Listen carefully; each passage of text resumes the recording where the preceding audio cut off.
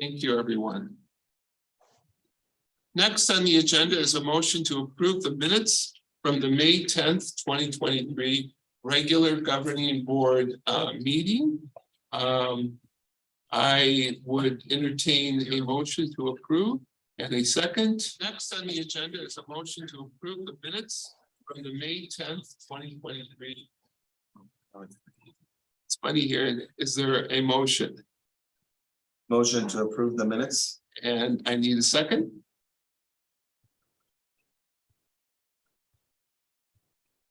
Okay, well, I'll make the second. Okay, any discussions or corrections on the minutes, please? I would like to amend, let's see here, what was it? Number 5, call to the public. I think that it should simply state that Ms. Brandy Spurza spoke. Period. And any further reasoning on that, or? All of our minutes and all of our board docs, it never goes in explicitly to say what was said, only that they spoke or something was brought up. Okay. Okay, is there any further comment on that amendment to the minutes? Okay. Hearing none, with that in mind, I guess I would need, who made the motion, the initial, Mr. Garcia, did you make the initial motion? No, that was one. One, thank you, Mr. Ramirez. You seconded, sir. I seconded it, yes, I second. So, Mr. Ramirez, would you just restate the motion with that amendment? What page was that on, sir? Oh, I see. Okay. All right, so my motion is to approve the minutes of the May 10th, 2023 regular governing board meeting with the amendment to remove the detail and call to the public section A and change that detail only to say Ms. Brandes Garcia spoke at the meeting, period. Okay. And I will reaffirm and second that. Any further? Okay. Discussion, hearing none.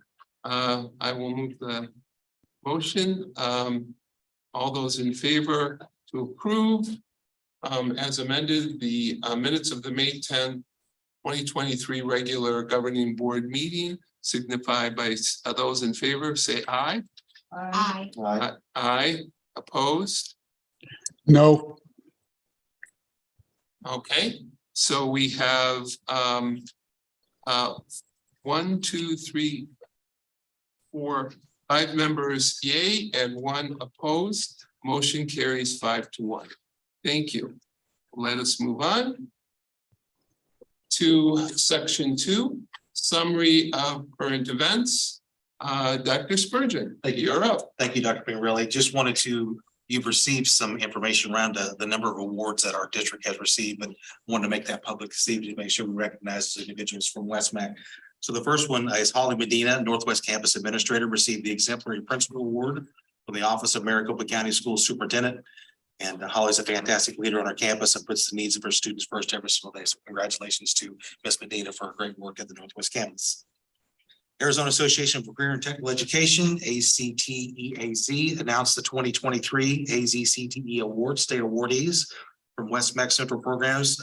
Aaron Parsons was voted the CTE Administrator of the Year. Congratulations to Dr. Parsons. West-MEC Welding Program, Delphina Yazi and Eric Fai, Career and Technical Education Program of the Year. Jennifer Klein, West-MEC EMT, was voted the CTE Post-Secondary Educator of the Year. So congratulations to each of those 3.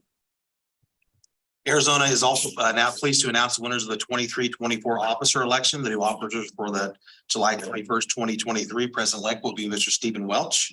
Congratulations, Mr. Welch.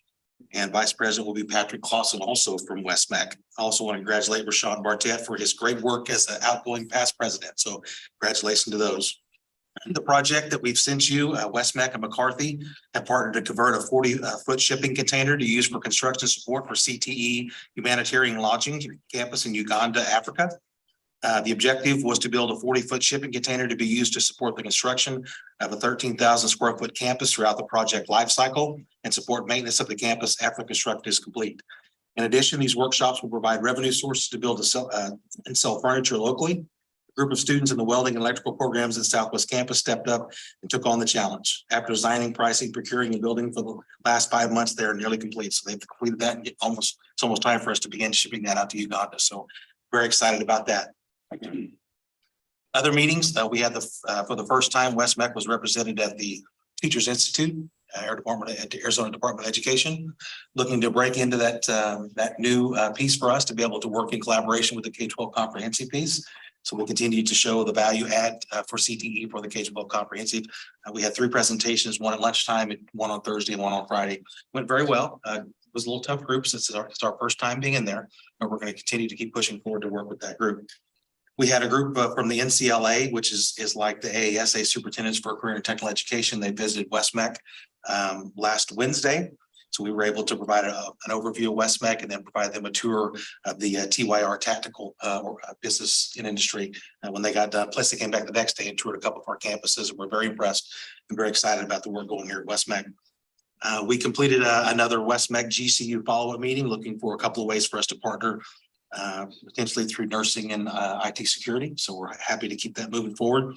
Also attended the pre-apprenticeship for electricians advisory board meeting, first one of its inaugural meeting for their board members to work with their pre-apprenticeship programs where the students actually work Tuesday through Friday and they attend classes in the evenings from 5 until 7 or 5 until 8. So we're hoping that there may be an opportunity for us to be able to get involved with that with some of our students. They may attend classes maybe during the summer, attend our program, and then maybe complete that following summer with themselves. So very excited about that opportunity for our students. I was able to attend Mayor Eric Osborne and Buckeye Community Partners meeting down at Buckeye. It was very well attended. The big topic was water. And he's always bragging that Buckeye is in good shape because they have water. So he's always bragging about that. We had our first donation of an electric vehicle from SRP for our Northeast campus. And so that's going to be a good start for us when we look for that project to get going at the Northeast campus after we bring that to the board. Got a chance to meet with Edward Cota, who's their the AD's chief strategy officer, and had a conversation about moving forward with the potential of putting together a coalition of a group of folks that can actually get some things done and not just lip service kind of group, but a group around workforce development. And I've talked to Mr. Garcia about the potential of being on that committee as well. So we're hoping to get that thing started fairly soon and get some folks together to get some resources and move forward. So I'm hopefully that's going to be a great piece. We finished up our architectural RFP firm presentations almost 2 weeks ago on a Friday. So that's been completed. You'll get that in July. We'll have recommendations coming for the architectural term firms for each of those projects that we presented earlier in the school year. I've stopped by the new employees classes several times during their professional development. So I got a chance to give a little West-MEC overview and welcome them as a new family member into West-MEC. So we're excited about that.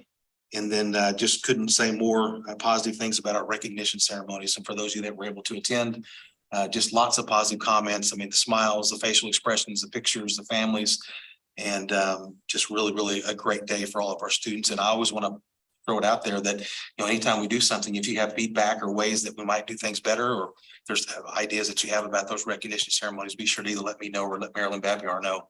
And we'll be sure to try to see if we can incorporate those in. So last thing I want to do is this. We have an individual that will be leaving us. This will be his last meeting. And so on behalf of West-MEC and the governing board, we would like to thank Dr. Jack Erb for his 12 years of dedicated service to the students, staff, and community of West-MEC. Dr. Erb has been instrumental in building efficient systems with human resources, district policies, procedures, and campus operations. Being a former superintendent of the Peoria Unified School District, Dr. Erb brought a wealth of knowledge and expertise that helped West-MEC grow into a model CTED district in the state of Arizona and nationwide. It's a bittersweet day for us to congratulate him on his retirement, and we wish him happy days ahead as he spends more time with his families and his friends. So join me in congratulating Dr. Jack Erb.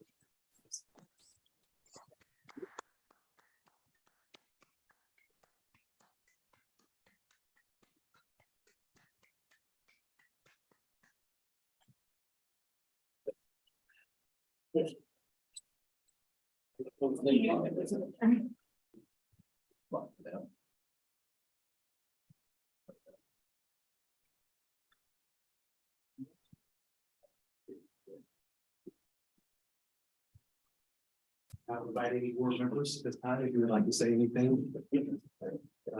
Dr. Earth. Well, let's move on. Okay. Yes, absolutely. Yes, sir. To the governing board. And I guess we can start with comments and accolades for Dr. Earp. Members, please, anyone chime in. Mr. Garcia. Well, I would like to thank Dr. Erb for all the information he's given us and the guidance and some of the clarity of the pros and cons and being neutral for some of the discussions that we have. I think it's valuable, shows your professionalism, your total experience. So I appreciate that. Thank you. I'd like to thank Dr. Erb as well. He's always asked, done everything that I've asked, and I know I've asked a lot. But he's always been very, very helpful and professional, and I really appreciate that, especially being a new board member. I needed all that guidance, so it was very good and all received. It's been a busy month for me at West-MEC. The day after the last board meeting was on May 11th, I toured the Northeast campus with Kimberly Yee. Dr. Spurgeon was in attendance, and CJ and Stephen Welsh, and also Sperinta Cleese. And it was a lot of fun. Triga's first time I've ever been to that campus, so it was really nice. And then on the 22nd, after meeting Sperinta, I wanted to make an appointment to get a better understanding of what she does. And so I sat with her for a couple hours on the 22nd, and we went over, the post-secondary relationships with all of our colleges and stuff like that, and how the enrollment, the dual enrollment programs enable students to get a head start on their associate's degree and potential bachelor's degree if that's what they're looking for. So, and it was a good learning experience for me as well. So I really appreciate her taking the time to do that. And then on the 30th, we met with Louisa and also Vicky to learn about the stifle bonds. So that was fun. And also I took the time to come in and view the new curriculum for the electrical books and also for the medical. And I was very pleased with what we had. I thought it was really good. I really commended the publishers of those books. Then on the first, we had the board docs training with Louisa and Vicky, and then on the second was the recognition ceremony, and that was just amazing. What an experience! I wouldn't give that up for the world. Just seeing all those young faces, completing what they set out to do, and moving on towards their future. And one of the things I really loved is Career Day. It was on June 8th. And I guess Rashawn, what's his name? Rashawn Bartel is the director in that. And this, I think, is going to move West-MEC clear over the top. We really need to get to those students in 6th, 7th, and 8th grade and speak to those parents so they know exactly what is in their kids' future and what their options are. And the looks on these kids' faces, we went into the hairstyling class, starting off with, and I also met JoJo. I loved her. She was great. She told me a lot about, what they were doing, what Rashawn is doing and stuff like that, and the plans. And then we went into the biomedical, where we looked at fungus on strawberries and, all kinds of different blood cells and blood types and maggot stages, urine samples. It was pretty cool. And the kids loved it. And then we went to the medical assisting program, and we, where we saw the digestive system, and it was like hands-on, mushing crackers and orange juice and all this other kind of stuff together, and just doing the process of how food goes through your digestive system. And it really resonated with the kids that were there, and they just really enjoyed it. So, and some of the students that we had, some students, West-MEC students, there also to assist, and they were delightful. So I have to say I had a really good month. It was great. Very good. Very good, Jack. I want to thank you for all of that boring stuff that you had to present to us. I mean, every minute of it, especially Title IX. Thank you for everything you've done. We wouldn't be where we are without you for all those years. Thank you. I too attended the graduation and I stayed the whole day. And I don't know how many hands we shook, but it was really interesting to watch the dynamics with the different campuses. It was just, and I love the fact that each campus got to do it the way they wanted to do it. And it was just, and like Linda said, the kids, that's what it's all about. The hugs and the tears, it's great. So thank you all for what you're doing. Thank you. Thank you, Mr. Ramirez. Yes, I do want to thank you, Dr. Herb, for the time especially spent with me and starting with our former superintendent, Mr. Donovan. When I first started, I was so lost. I mean, the subjects presented, the material presented in the board meetings, and you taking the time and really having the patience to explain that to me because it was a lot of information. I really appreciate that. And I haven't been here that long to see a whole body of work, but just from what I've seen in this short time, it's been incredible what you've done for this school. So I thank you for that. And one of the comments that you and Mr. Donovan constantly repeated or reminded me, I keep hearing from also the administration, is that we don't only serve students who, for which college is not a pathway. And I keep hearing that, and I actually heard it today from a friend and professional in the community, and he said, "Oh yeah, West-MEC." They thought it was a private school, and they thought it was just like a technical school for those kids who don't want to go to college or don't have what it takes to get to college. So I immediately thought of you guys and the conversations that we've had. Is like, actually, a lot of these students end up going to college because of what they learned at West-MEC and their experiences at West-MEC. So that was a surprise, and I was happy to share that information with them. And I probably wouldn't have if I hadn't heard it multiple times from you and Mr. Donovan. So I appreciate all the attention and the help you provided me and the support you've given to the board. Thank you. Thank you. And I would like to conclude and echo all of the comments with regard to fellow board members.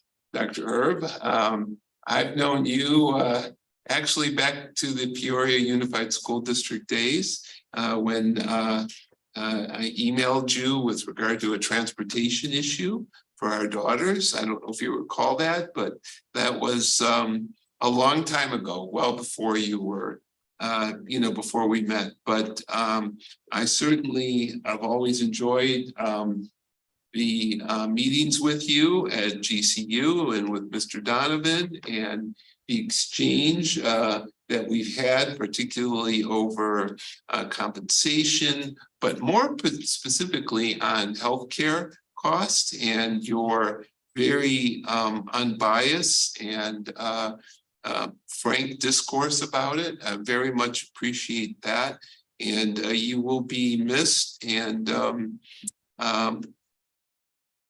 I will leave it at that, sir. So thank you. Thank you for your service, not only to West-MEC, but to Arizona, for your commitment to education and serving the students in the West Valley and in some cases beyond. So the other thing I would like to just mention is I want to thank all of the staff and everyone that was involved in the completers ceremony. It was phenomenal. I was there for 3 of the 4 events.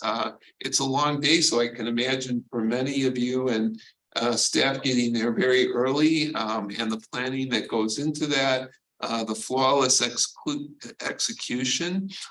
You did great.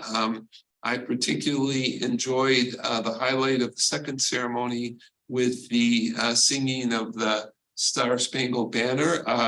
I thought that was spectacular by those students. And all of the student presentations, they were very well done, very thought-provoking, very sincere, and that that was good. And I also enjoyed just meeting parents and students afterwards and taking pictures and just talking about what was going to happen. So great job. Look forward to attending next year. Thank you. And that's all I have. So. Mr. Miglerino, yes. Forgot, I'm sorry, Mr. Miglerino, comments. Still on. He's muted. He muted himself. Mr. Miglerino, please unmute. Oh, thank you, Dr. Pigarelli. I was trying to work. They sent me a text. I've got a new computer and I've got new hearing aids. What could go wrong? Anyhow, I did want to thank Dr. Jack Erb for his contributions that have helped make West-MEC so successful. Earlier, Dr. Spurgeon read all the accolades that we continue to get. Much of that fell on Dr. Erb's responsibility over the years. He's always gotten back in a timely manner. No one will ever know all the extra hours, days, weeks, and months that he's put in to help make West-MEC successful.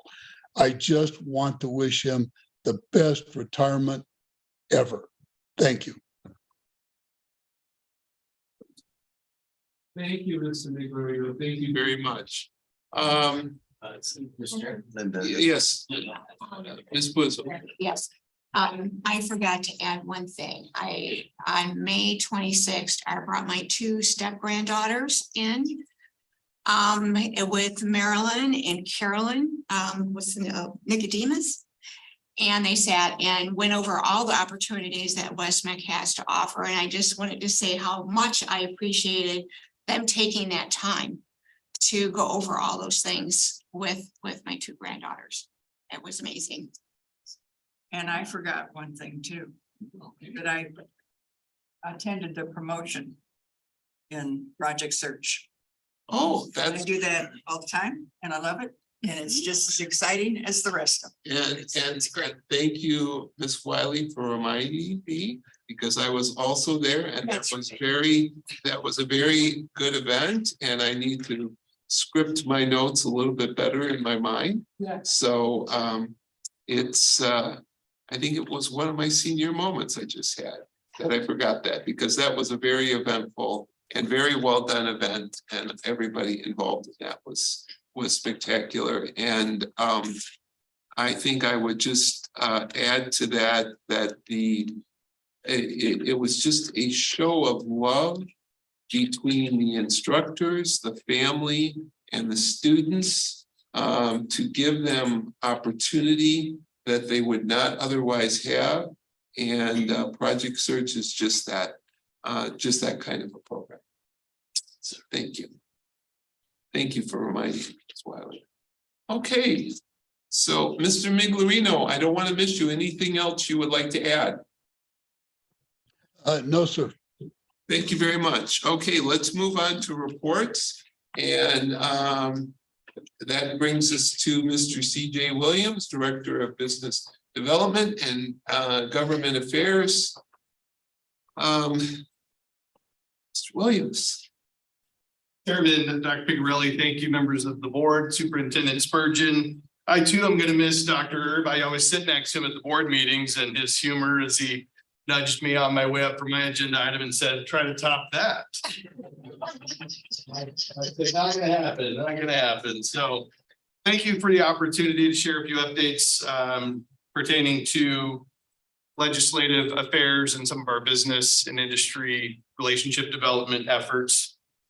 So I wanted to make sure, and I just checked, because this is minute by minute, whether the legislature's in session, on recess, back in session, on recess. So as of now, they are recessed until July 31st. That's accurate. Okay, thank you, Dr. Pigarelli. This week they worked through both houses or both chambers to hear a number of bills central to the conversation happening right now is Prop 400, the extension of Prop 400, which, some that hear just the sound bites, they think this is kind of a new conversation, but in reality, it originally was Prop 300 back in 1985. Led to the continuation, which is Prop 400, passed by the voters in 2004. And so now we are at the extension of that proposition that would allow another 20-year funding source for transportation-related projects in Maricopa County. And this is unique because this is a tax on Maricopa County residents, a half-cent sales tax. But before that can go to the voters, the legislature and the executive branch need to agree on how that half-cent sales tax gets spent. Therein lies the conversation. So while there has been a lot of conversation between leadership in both the House and Senate and the governor, there is yet to be an agreement on how that half-cent sales tax should be spent. So that is ongoing and most recently added to the record number of, I think we're up to like 115 vetoes or something this session. But I think there still remains some optimism around getting some shared support around Prop 400, the extension of it. And we continue to hear from West Valley leaders and mayors and the Association of Maricopa County Association of Governments that this really is important. And once you kind of parse through some of the priorities that some have, that this is critical to the growth in the West Valley and the infrastructure and the economic development. So as such, it's important to West-MEC. We do want to see continued investment in infrastructure and transportation, especially here in the West Valley, as we look at growing and booming communities to support the growing and booming economy and businesses that are choosing to locate here. So we'll keep you updated on that. And just because the recent bill was vetoed doesn't mean it's dead. Obviously, those conversations are ongoing. That can be those chambers can be reconvened for a vote at any time.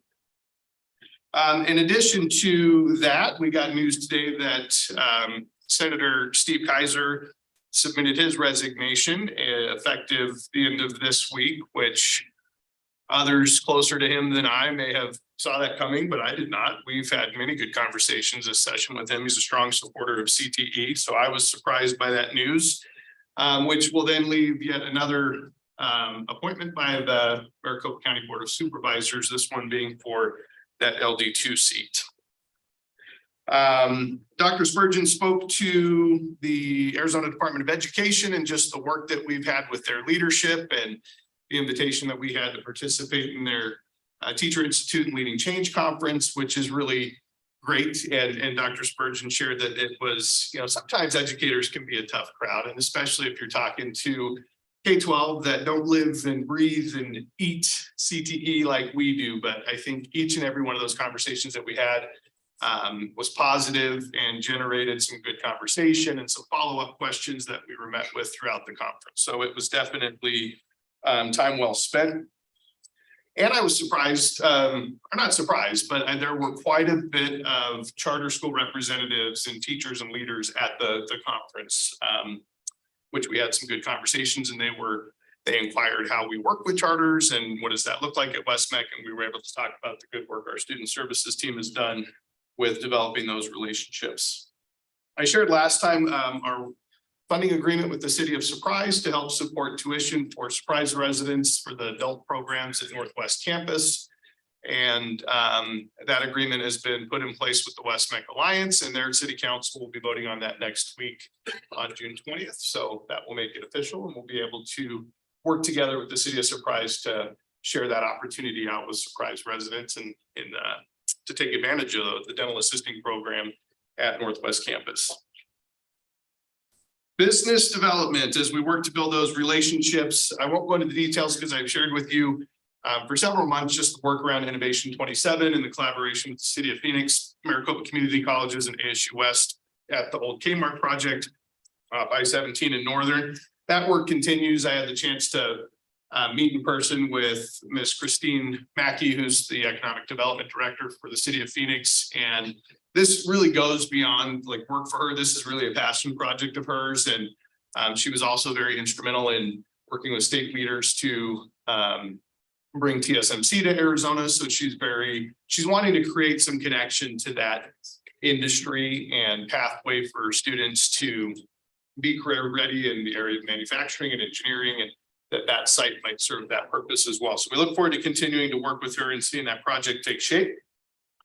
Since we last met, the Superintendent's Institutional Advisory Commission met for the second time this year. And again, this is a cross-section of leaders in education, economic development, workforce development, business and industry, obviously, really to rally around our shared mission of serving our students and creating a prepared workforce and meeting the needs of business and industry. I want to thank board member Mr. Garcia for being at the meeting and sharing a little update from his perspective from Office of Economic Opportunity.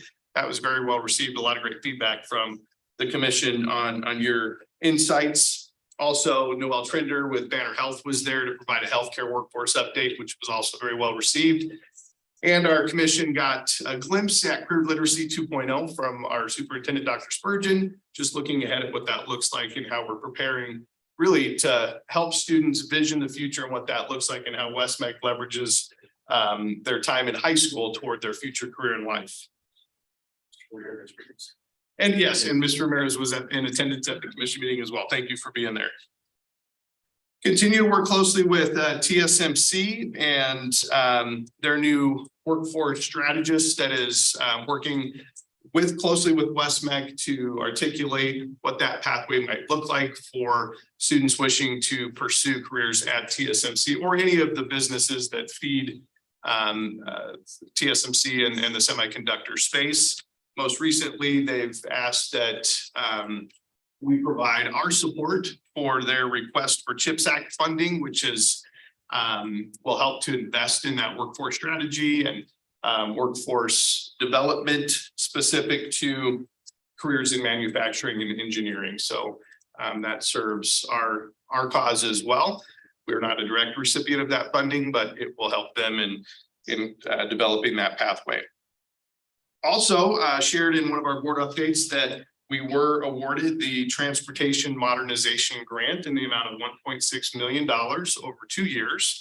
And we look forward to implementing that pilot, which will really provide students with a menu of connections to get to West-MEC central campuses in partnership with member districts, in partnership with municipalities, and some rideshare options. So we really look forward to making the case that it's a good return on investment, that it's important, that if we're serious about school choice, that's only a choice if students have the ability to get there. Got a lot of these. I'm sorry, I'll kind of go quicker here. West Valley Women's Networking Luncheon. We were invited to attend Dr. Spurgeon and I as guests of Maria Brunner and Credit Union West. This was what I particularly liked about this. It at the theater, Broadway Theater in Peoria. But I don't know that I've attended another event with this many West Valley mayors all in one place, sharing their updates and insights. So there was Mayor Wise from Avondale, Osborne from Buckeye, Mayor Pizzillo from Goodyear, Mayor Shope from Litchfield Park, Mayor Hall from Surprise, Vice Mayor Clark from Glendale, all providing their priorities and updates and perspectives from their West Valley cities. So it was really a neat luncheon to hear about their big ideas and plans and how they work together. And there was some joking around water as well. Mayor Beck took his pitcher of water from his table and took it over to Mayor Osborne's table and said, "Here, you need all the help you can get, I hear." So there's some good joking amongst the West Valley leaders. Also had the chance to attend we hosted at the Northwest Campus, the Surprise Regional Chamber, Coffee Connections. We enjoyed hearing from mayors Michael Youngtown and Mayor Hall from Surprise as well there. Lastly, tomorrow we're hosting the Glendale Chambers Business After Hours event at our central campus, 5 to 7 p.m. Our wonderful recruiters will be providing some tours of the programs at the central campus, and this is just for chamber businesses in the West Valley that were within Glendale that can come and network and learn about West-MEC, tour our programs, have some appetizers. In addition to that, we're doing some orange floats to kind of keep with the West-MEC theme, but certainly feel free to stop by if you want to come and visit with some of the Glendale Chamber businesses that will be there. If you do plan to attend, if you'd let Ms. Brown know so that we know to expect you. That concludes my update. Thank you very much. Who's the head of the transportation thing here? Say that one more The time. transportation, this new money that we're getting, who is in charge of that? From West-MEC side, right now it's me. I'm hoping to change that as quick as possible. We've budgeted into that grant capacity to have someone come in probably in a part-time or a contract position to really champion that work. Now, this grant is just for 2 years. It's not costing us anything. It's taxpayers' dollars. It's going toward this. Thank you. Are we doing anything with the core power expansion that was publicly announced? They're gonna expand and I know we had partnerships with West-MEC and Core. Yes, so Core Power has been hands-on since way before they even had a physical presence in the West Valley out in Buckeye.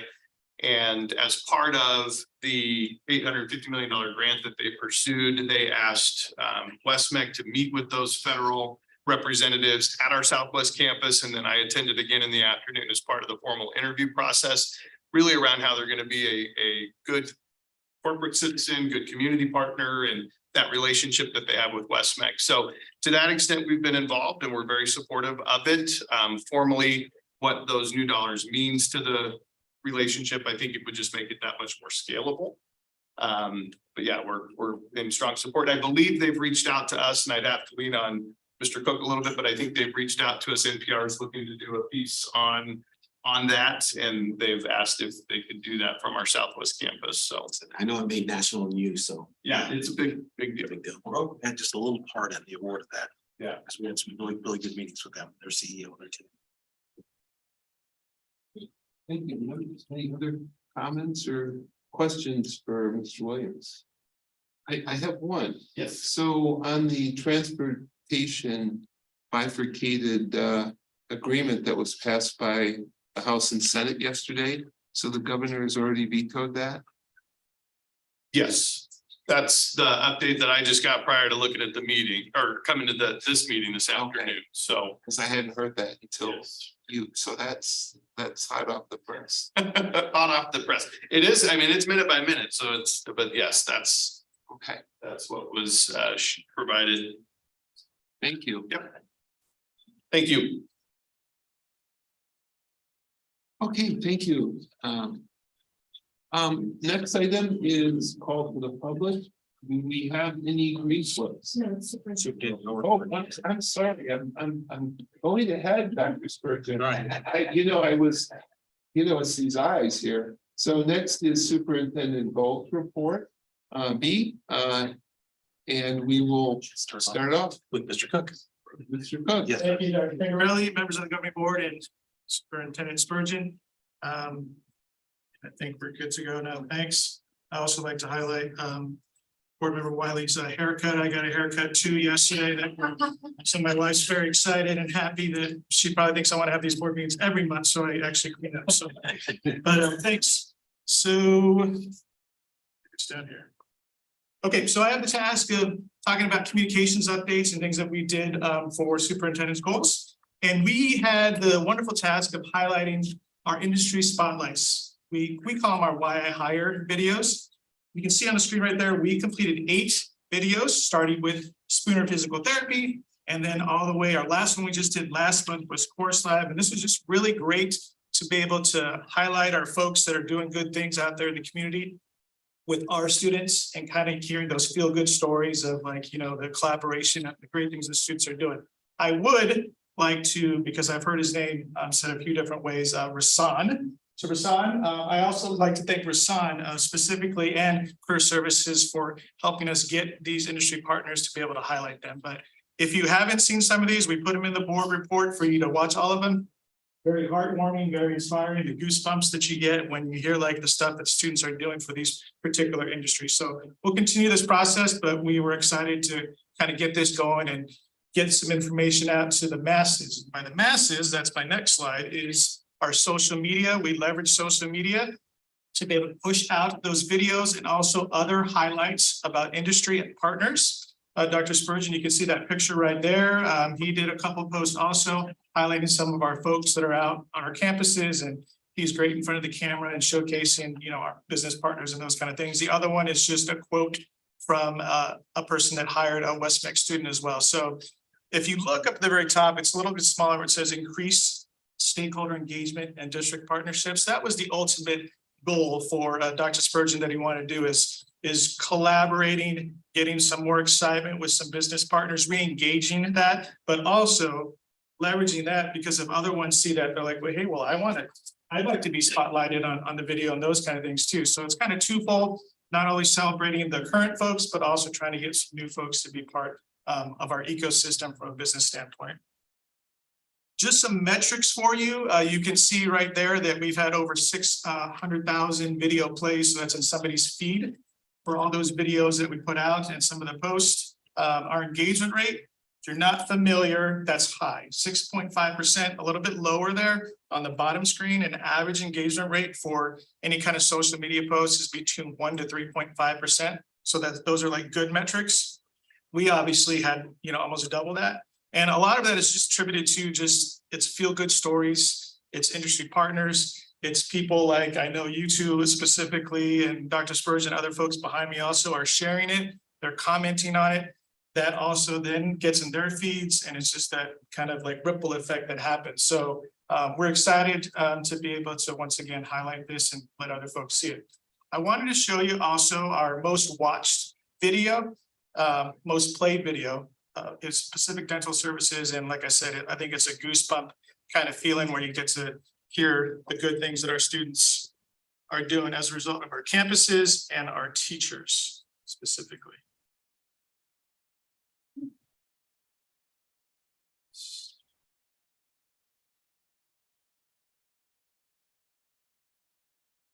I'm a Mac person, so this is awesome. Hi, I'm Rosa Loggy, and I'm a registered dental assistant at Pacific Dental Services. Pacific Dental Services is in 25 states with 900 plus practices. Over the last 5 years, Pacific Dental Services and West-MEC have collaborated, students, faculty, and members of the PDS supported practices coming together to ensure that we are meeting the demands of what is going to be 11% growth in dental assistants needed. And West-MEC has been hand in hand working with us to ensure that we are meeting those employment needs and being able to provide students with job opportunities. In partnering with West-MEC, Pacific Dental Services provides that hands-on experience that is needed right now more than ever for dental assistants. As an oral healthcare provider, today you need a combination of people skills and clinical excellence, and West-MEC students join our teams with both of those. They are known for being the masters in the art in first impression, and that is key. As dental assistants, we are the first ones to greet the patients, and in addition, gain trust. My favorite part in working with West-MEC students is that they are willing to jump in chair side for any task. No task is too big or too small. West-MEC students ask questions in the moment, offline. They're humble and curious and want to learn more. The faculty at West-MEC come with passion, high level integrity, and they're teaching with an eye on tomorrow, which is what we need here at Pacific Dental Services. Teaching with an eye on tomorrow is crucial with EPIC, CBCT, CAD/CAM, and where technology is going in oral health care. I look forward to seeing even more West-MEC students participate in externship program at Pacific Dental Services, but most of all, let's get them hired and employed and providing oral health care to the communities they serve. So that was one of the 8 videos that we had on there. And like I said, there are in his superintendent goals, so you can see them on our YouTube channel. You can tell she's a dental person, can't she, with her teeth? But they started saying that's some things. We had actually, the fun part is that, you know, you had to cut down some of the videos to keep them within a limit. And they could have just gone for for on and on about the great things that our students are doing. So that was the fun part for communications, to be able to hear those stories. So next up, unless you have any questions, will be Stephen Wells to talk about credentialing, but I'll just stand here just in case it comes up. Thank you, Mr. Conner. Thank you. Thank you. Evening, Dr. Pingarelli, Dr. Spurgeon, and governing board members. It's a privilege tonight to be able to talk to you about Dr. Spurgeon's goals in terms of industry credentials. Industry credentials is truly what we are about at West-MEC.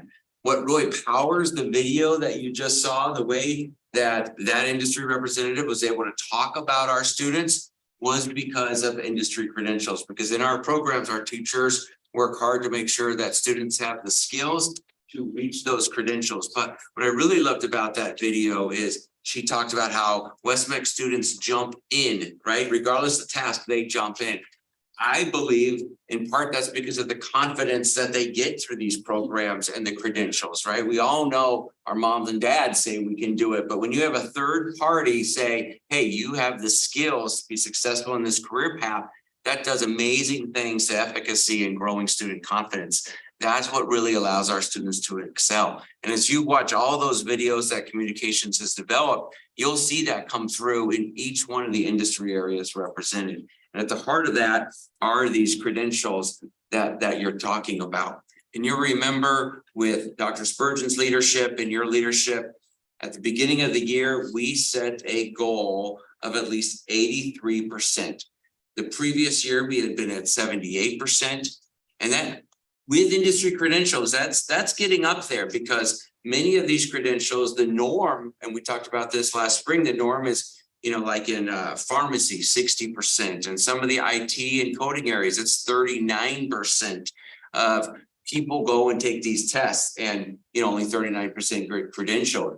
But Dr. Spurgeon kind of compared us to other national leaders, and we saw 83% is the highest number out there by Francis Tuttle. And so that's where we set the goal, was at 83%, to be the best of the best in the nation, because we truly believed credentials is what represents what we do. So here at the end of the year, that goal was 83%.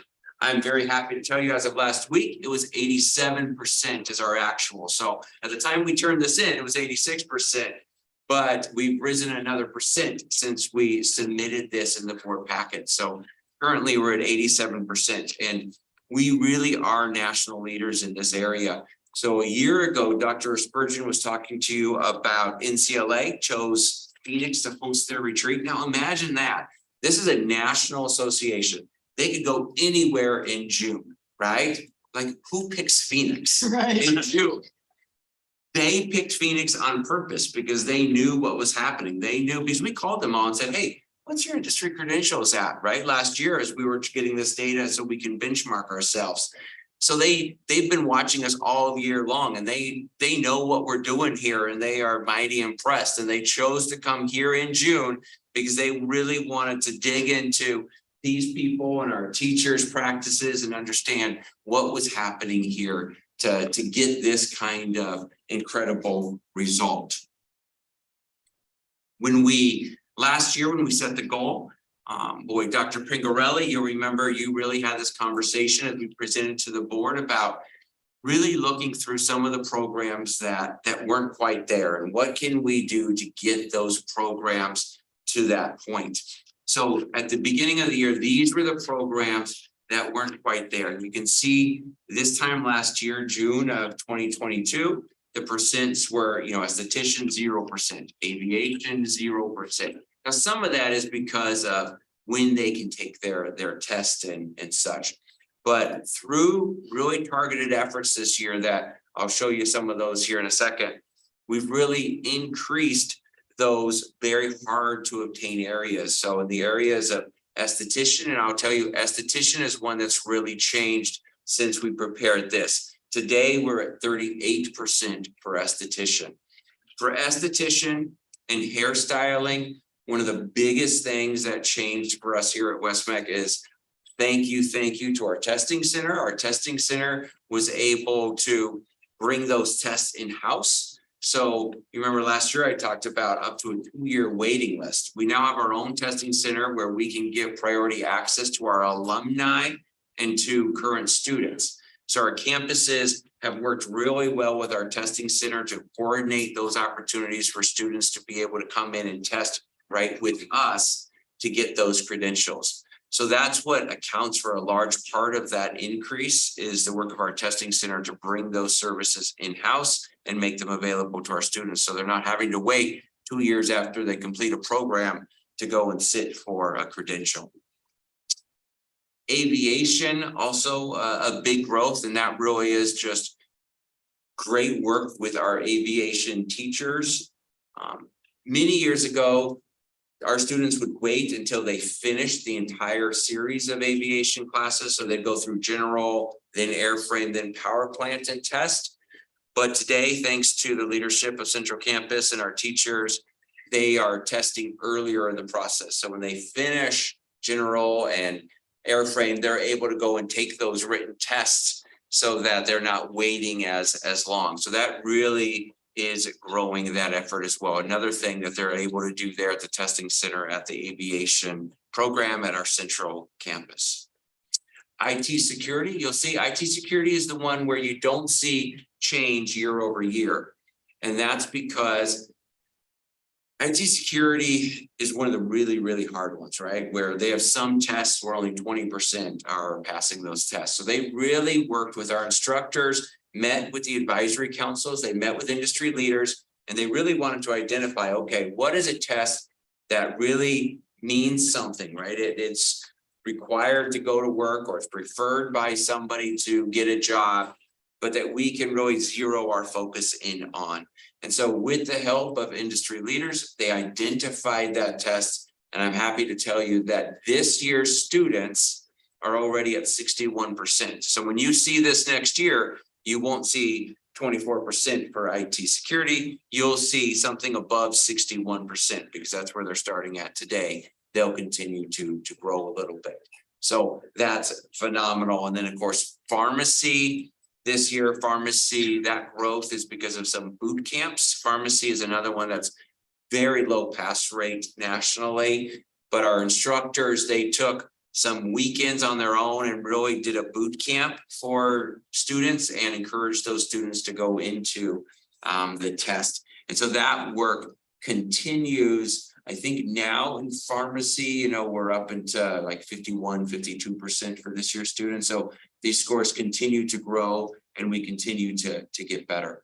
All of that, of course, through this multi-approach strategies. What you can do in a boot camp for one program works great, but maybe not for another program. So our campus leaders, instructors, career services really worked hard at looking at the data and saying, boy, what can we do for this specific program, this specific credential?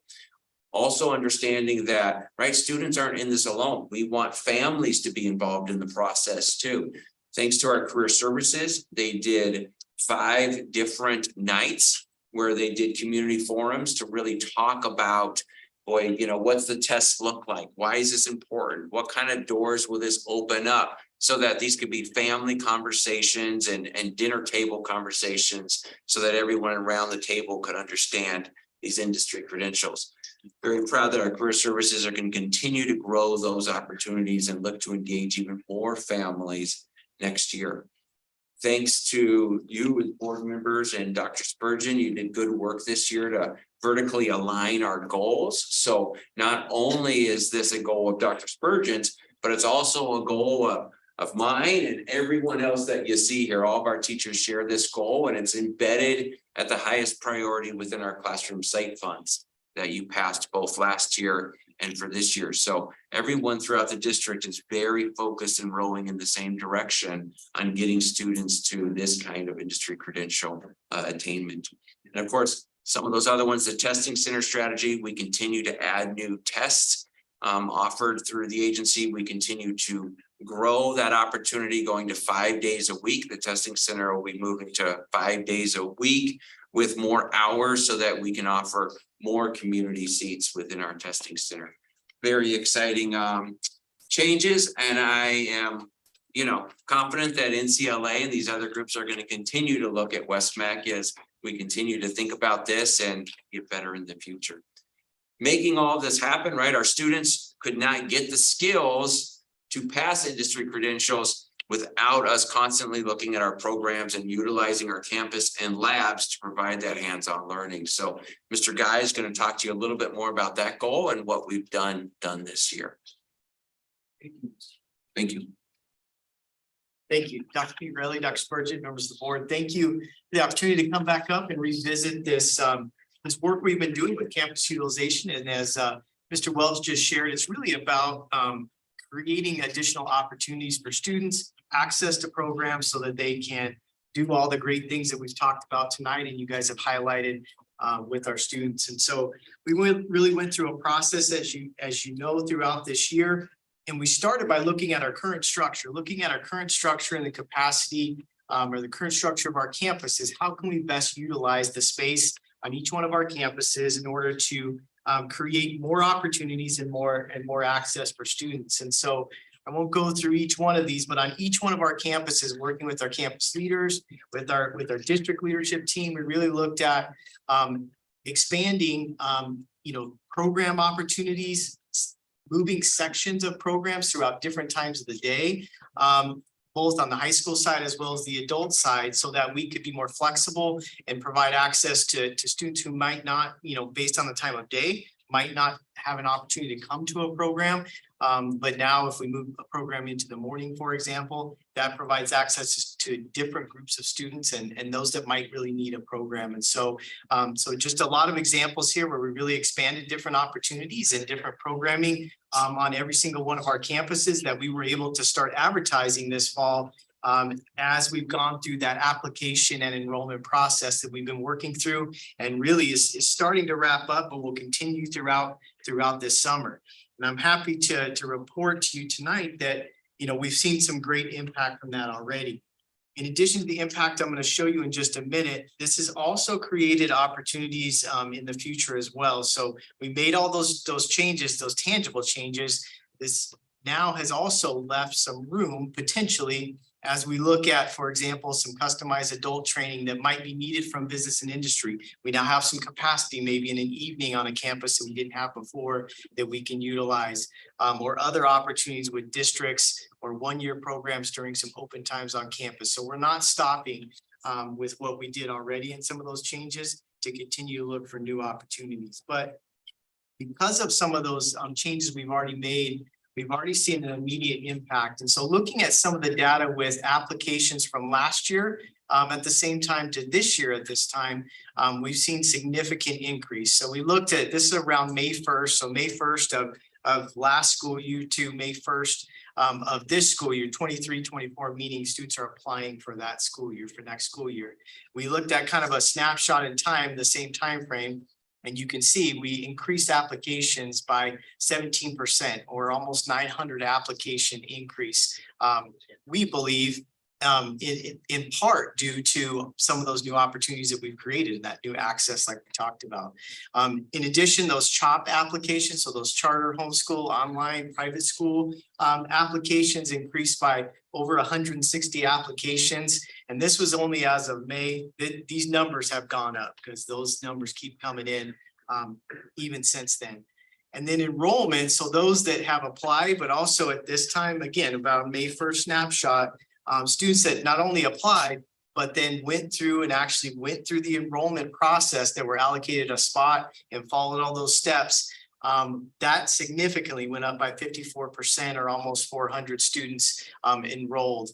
So following, interest in the program, but then went all the way through the enrollment process. So we really added capacity for 160 students directly just by these immediate changes we've made in our campuses already. And as you can see, we've seen a huge jump in application and enrollment.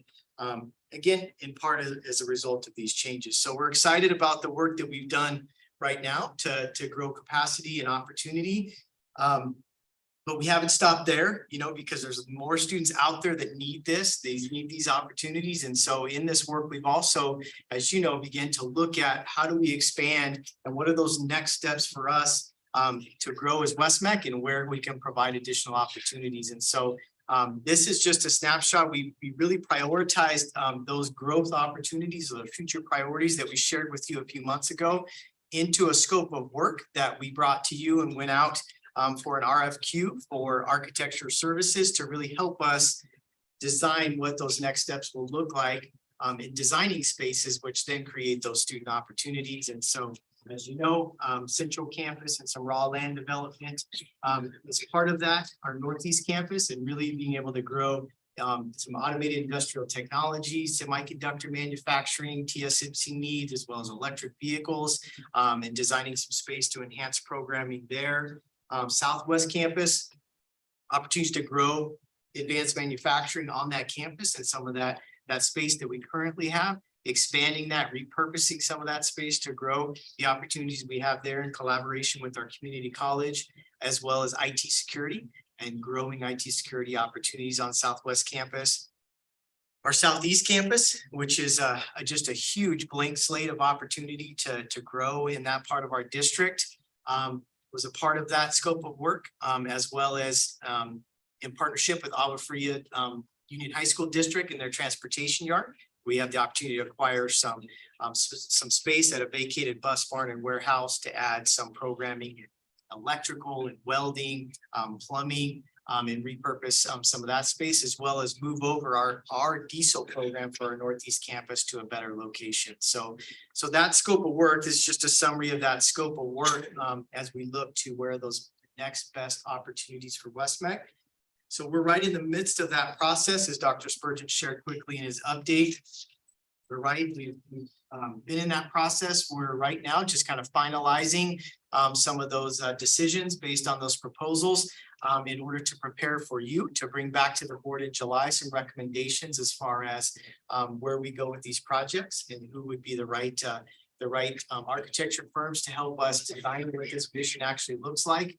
And narrow down these priorities even further to help us guide our next steps. And so we're excited about some changes that have already been made to utilize campuses, but we're also equally excited to continue to find ways to grow opportunities for students on our campus. Thank you. Thank you. Thank you. Members, any questions, Dr. Spurgeon, any final comments? One of the things I'm most excited about when I first came on board, if you realize there's just a tremendous number of students that are in extracurricular activities, sports clubs, that we only had one specific program offered at one specific time. We've locked out thousands of students that could never access our program. So one of my directives that I gave was how can we modify some of our programs at times to provide more access to more students, and those numbers are showing that we're actually seeing more students apply.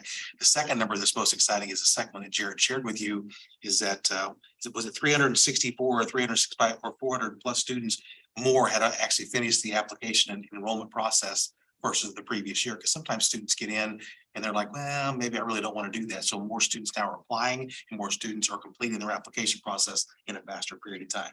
So very exciting about the work, and I couldn't tell you how excited I am about some of the projects that we have coming up that to bring to the board for architectural service, because I'm telling you, every building we build, we can fill it up. Yeah. Members, any questions, comments? Question? Ms. And- Wiley, Like, okay, let's say that they take the pharmaceutical test and they don't pass it. Do they get to take it again? Do we encourage them to take it again? Do we tutor them to take it again? How do we? Stephen, you'll have to answer that question. I haven't been here long enough to know the answer to that one. I think the answer is yes. I would think. Riley, Dr. Spurgeon, Governing Board Member Wiley, the answer is yes. Some of the tests have different requirements. For some of them, you have to wait. So, like you can't take another test for 2 months, or there are some requirements. So every test that we do is different, but absolutely, in addition to, we provide them with study materials. There's a lot of on phones, talk about using technology in a good way in the classroom. There's a lot of test preps on phones and stuff that we can provide students so that they can quiz themselves. So we will do some remediation with them. So we just had, unfortunately, we just had a couple students that didn't pass esthetician. So They're now doing, some remediation with the teacher. So because we know what they didn't do well on, so we're addressing those things and then they can go and test again. Other questions? Yes, Chairman. I really have a question. Regarding the enrollment numbers, I was wondering how many students who have passed the application process and meet all the qualifications, how many do we know the number of students that aren't able to get into one of our programs because we don't have a seat or a course available for them? Yeah, we actually know those numbers, because keep in mind that we may get 6,200 applications, but not all of them actually meet the criteria to be an eligible student to be enrolled at West-MEC. We get a number of times we'll get freshmen or sophomores that'll enroll in a program they're not eligible for, or they don't meet the criteria based on our application process. Yes, we do know those numbers. Go ahead, Jared. Yeah, we do. And we can share with you that report, even a more accurate report is we have an enrollment and we track weekly enrollment report. It's even more updated than this, but we do have some, so it varies by program. So it's a complicated answer because we do have some programs that we do have a wait list where not every student will get in that applies or applies for the program. Those that are enrolled, though, those enrollment numbers are those students who were allocated a spot. So they have a spot in the program and then they'll go through that enrollment process. But there are some who apply for the program who don't get allocated a spot. They're put on a waiting list if we're over capacity. So if that helps. As a total, do we know, are we looking at a couple hundred or 1,000 students that are on the wait lists?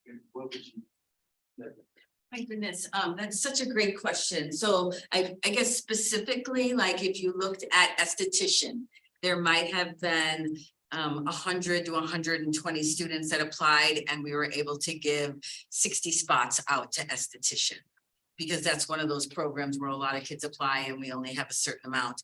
Whereas it could be diesel has 24 spots, but we might have 19 or 20 kids in the program and we're still looking for students. So we could get you, I haven't looked at the number of, like, I guess I would want to say maybe there's 250. If I was going to like put a number out there to say there could be that many students that didn't get a spot. But that's kind of a guess right now because it keeps changing because some kids say, I don't want it anymore. So then they're in a spot where they applied and they got a spot, but they chose not to take it because maybe they made volleyball or football or they moved. And then there's now a little bit of a lull because the counselors aren't in their schools at the member districts. And then come at the end of July, we'll get this plethora of applications again, because now students who were sophomores who are now juniors are talking to their counselor at the end of July saying, is there still room in West-MEC and can I still apply? And we'll say yes, depending on the program that's open. So, but we can send you our enrollment and retention report because you will see a lot that's on there. And we're also trying to put the right student in the right program. And we know for a 2-year program, we really want students that are sophomores so they can be with us those 2 years. Because we've learned that when they join us when they're older and then they graduate and they haven't finished the program, some stay, but some don't. Yeah. So it's just, like Jared said, it's hard to pinpoint that, but Dr. Spurgeon has a big passion to say, we have more kids than we have spots. So let's build to give more kids opportunities. That's actually very thoughtful question and comments. I think what would be good is for the board to get that report for all programs. And what's I think important, and I know there's always exceptions, but having that for all the programs and being able to disaggregate at least those people that apply from those who are qualified. So it would be, here's the total number that applied, here's who's qualified based on whatever criteria West-MEC has, here's how many spots we filled, and here's where we're under capacity or over capacity. We have all of that data. That's And that would be- exactly what we do. And that would be great to just kind of send that to the board again, and what the board can periodically remind, if we want to look at that. But that's great that you're doing that, and And Yeah. I'd like to see that. We call Yes. them kitchen days because Yes. everything comes in and we go into the kitchen and we work for a week straight, just really making sure that what came in, it's past that counselor, it's past that local director. Now it comes to West-MEC and then we wash it clean so that we know that the right student for the right program is getting in there. And every student that applies to West-MEC that actually gives us that application gets a letter from us, whether it's a acceptance letter, a wait list letter, you did not meet requirements letter, but there could be a lot of kids that applied, but if they never printed that application and gave it to their counselor and local director, then we don't know that app. They're in our system. There could be 6,000 in our system, but maybe we're gonna get 3,000 apps because lots of students apply, but they don't finish that process.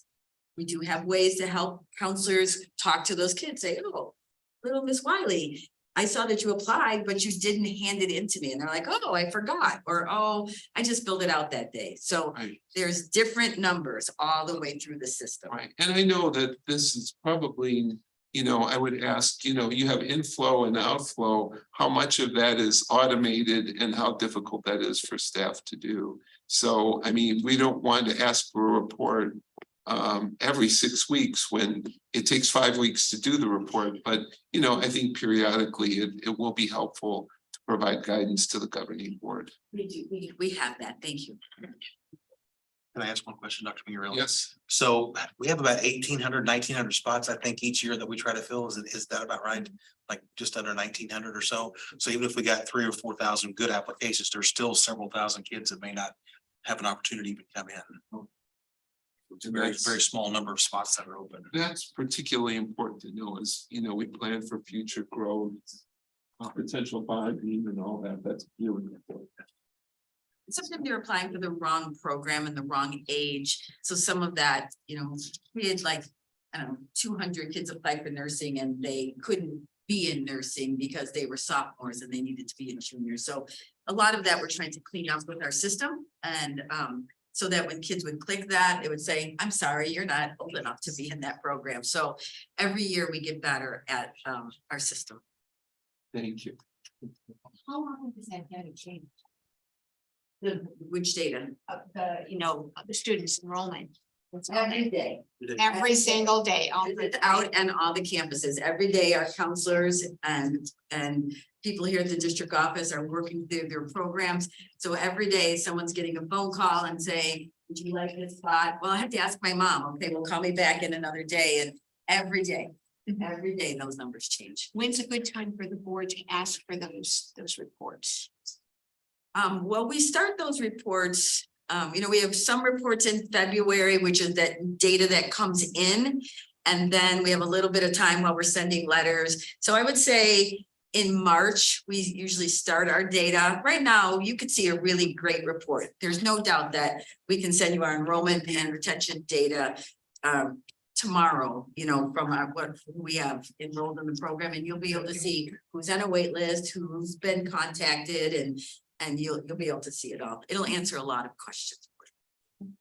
We really. Yes. And then Ms. Boosum, also keep in mind that we'll actually take students enrolled up through the 10th day of the start of school. Beyond that, we don't take any students because many of the programs are hour specific. And so if you don't sit for a number of hours, you can't sit for the certification. That's why the right programs, right student, right program is so important, because if they get into our program and they leave us, we lost that spot after day 10 and we lost the funding. Okay. So the final report won't come until after the 10th day of the school starting, but there's a process that Maryland's group does. It's just phenomenal. And I see that data on an ongoing basis. And I'm asking all the same questions that the board is asking as well. And so that's the data that's coming back for us. Well, having gone to the orientation when one of my granddaughters signed up for the class. And the teacher came in and she said, okay, this is how you will wear the uniforms. Don't come to school without the uniform on. Don't think you're going to go to the bathroom and change. Be prepared to work. And even if your school doesn't have a class that day, doesn't mean West-MEC doesn't, and you better be here. And you can't miss more than 10 days. My son walked out of that class and says to me, I think she's going to learn something here. He was totally impressed, but Dr. Spurgeon's right. I mean, there's so many hours that they have to get in. And and they just gotta do it. It's great, great, and yeah, interviewing, the whole thing, it's just great. Thank you very much. Thank you. Okay, so thank you all very much for the superintendent goals report and the Q&A. Moving on. Now let's see if I can follow the agenda in order sequentially is call to the public. Are there any items? Okay, so I won't, we will move on. I will read the long preamble to that. Next item on the agenda is motion to approve the consent agenda items 6A through 6M. Let me first ask, is there any item or items a member would like to pull from the consent agenda?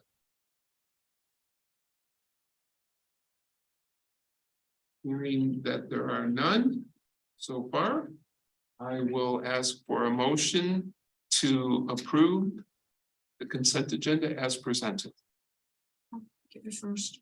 Okay, thank you, Ms. Bosom, makes a motion to approve the consent agenda.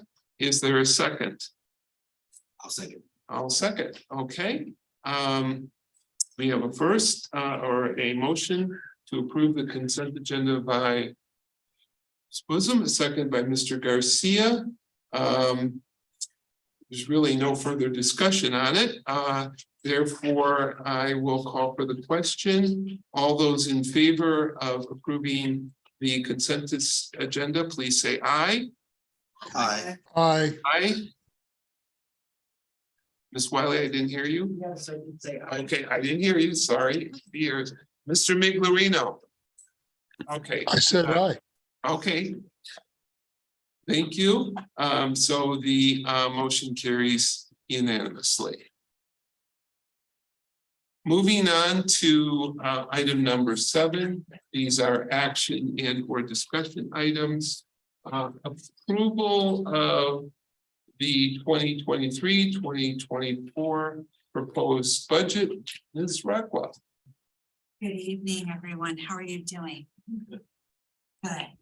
So tonight I have for you the proposed expenditure budget for 23-24. So where to kind of say those years. And have great information for you. And I'm going to do a presentation similar to what I did for the May revision. So right here, this is going to illustrate what our new limits are. And this is based on projected carry forward and our projected enrollment. And as you heard in the presentation earlier, we do have an increase in students. So I'll go through each one of these categories independently. So our M&O, back in May when we did our final revision for fiscal year 23, if you recall, we had an M&O budget of about $42,965,000.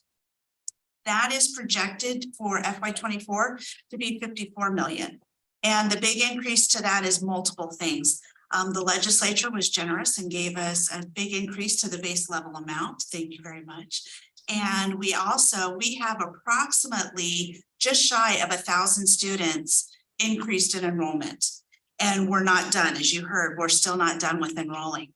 The other thing is projected carry forward. So throughout the school year, when somebody wants to purchase a widget, for example, a pencil, they go through the requisition process and the PO process, and they'll buy those widgets. Well, sometimes they'll do a half order or they'll have multiple lines on their PO. And so there are budget amounts that are still encumbered. And as a school district, we have 60 days after the end of the fiscal year, which is coming up quick, June 30th, to pay all of our bills for everything that we received up until June 30th. So this includes a projected carry forward for M&O. You'll see a true reconciliation of that carry forward during our December revision, once the encumbrance period has been closed and all of the bills have been paid, along with a finalization of our ADM. So classroom site fund went up just shy of $2 million. That is due to the continued increase of the classroom site fund allocation, along with the increase of ADM. And as you know, we still have that large balance that we're working on with the updated classroom site fund plan that was approved a month or two ago. So you'll start to see movement with that. But if you recall from Dr. Spurgeon's earlier presentations, it's not going to move a whole lot real fast, only because of the substantial balance that's in there. But you will start to see movement on that, which is a good thing for our teachers and coaches and counselors. Capital outlay, we have an increase in that as well too, due to our student enrollment, along with projected carry forward as well too. And as you recall, capital outlay can be used for furniture, fixtures, and equipment, which includes vehicles as well too. So that also helps if we need to go out for bond in a couple of years, that will help offset anything that we don't have for the bond. So the bond in May of 23, it was $54 million. For 24, it's 51 million, because we have been doing some of the projects that the bond that was done in 2019 allows us to apply and spend for. And so we want to be good stewards with that money and carry it through on the bond versus our capital, so that we can continue to carry forward our capital. So what you have in your board packet is a great illustration of long pieces of paper with numbers on how we have to report everything. And what we're required to do is present a proposed budget to the governing board no later than July 5th, and then present an adoption of the proposed budget no later than July 15th. And so at the July 12th board meeting, you will see this exact same budget presented to you. Statutorily, we're not allowed to make any changes to those numbers. So, any questions you may have on what you've received? It's a good day to be at West-MEC. I move the adoption of the proposed budget. I'm sorry, sir? I move the adoption of the proposed budget. Is there a second? Second. Okay, Mr. Migliorio made a motion to adopt the proposed budget. Mr. Ramirez seconded. Is there any further discussion? Hearing none, I'll call for the question. All those in favor of approval of the proposed 2023-2024 budget, signify by saying aye. Hi. Those opposed? Okay, and I say aye. I guess we could have called roll call, but it's unanimous, so we will, so moved. Okay. Let's move on. Item 7B. Approval of resolution naming authorized signers for written agreements, contracts, purchase orders, property control for the 2024 fiscal year. Ms. Rodwell. Yes, so every fiscal year, the district is required to bring before the governing board a list of authorized signers. And so that is what we are bringing forward to the governing board tonight for their review and approval, so that contracts, agreements, purchase orders, and property control can be managed and handled in between governing board meetings. So you're familiar with how if an asset gets disposed of, we'll bring to the board the disposal of that. It just allows a representative in the administrative contract or contact to be able to sign off on those in between board meetings. So this is a standard item. We did recognize that this was not normally brought before the board as it was required to. So next year, this time, it will be part of the consent agenda. It is normal business.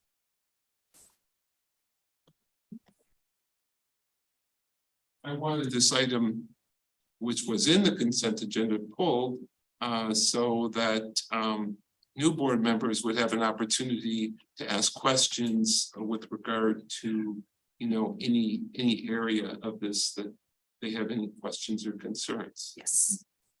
So And that was a discussion Dr. Spurgeon and I had. Members. Want to briefly go over the key signers? I'm sorry? The key signers. Yes, so the key signers that would be illustrated for written agreements and contracts is the superintendent, assistant superintendent of curriculum and instruction, assistant superintendent of human resources and policy, and the chief financial officer.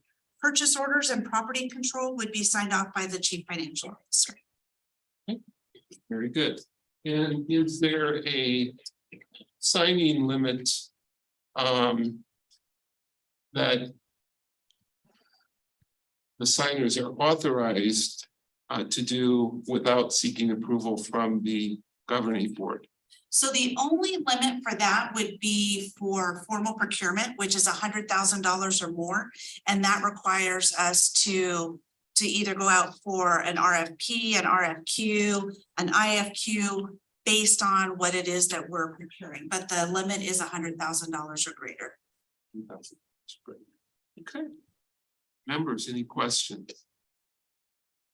Chairman Barely, just my only question was, has this changed how the signers changed from last year, or are all these the same signers? So yes, we did add that the assistant superintendent of teaching and learning, curriculum and instruction, signing off on this as well too. Previously, it was just the assistant superintendent of human resources, the superintendent, and the business administrator. So it's kind of increased. By one title, yes. This is assistant superintendent of curriculum and instruction. Do they typically have contracts that come before them to sign? They could have written contracts, absolutely, sure, or agreements. Most often you'll see possible amendments to any MOUs that may be happening, things of that nature. Or even like the rental of a facility. Sure. Okay. Members, other questions? If not, I will need a motion to approve this item. A motion to approve. Okay, Mr. Garcia makes a motion to approve. Oops, that's my. Is there a second? I'll second it. Okay, we have a first and a second. Any further discussion or questions? Okay, hearing none, I'll call for the question.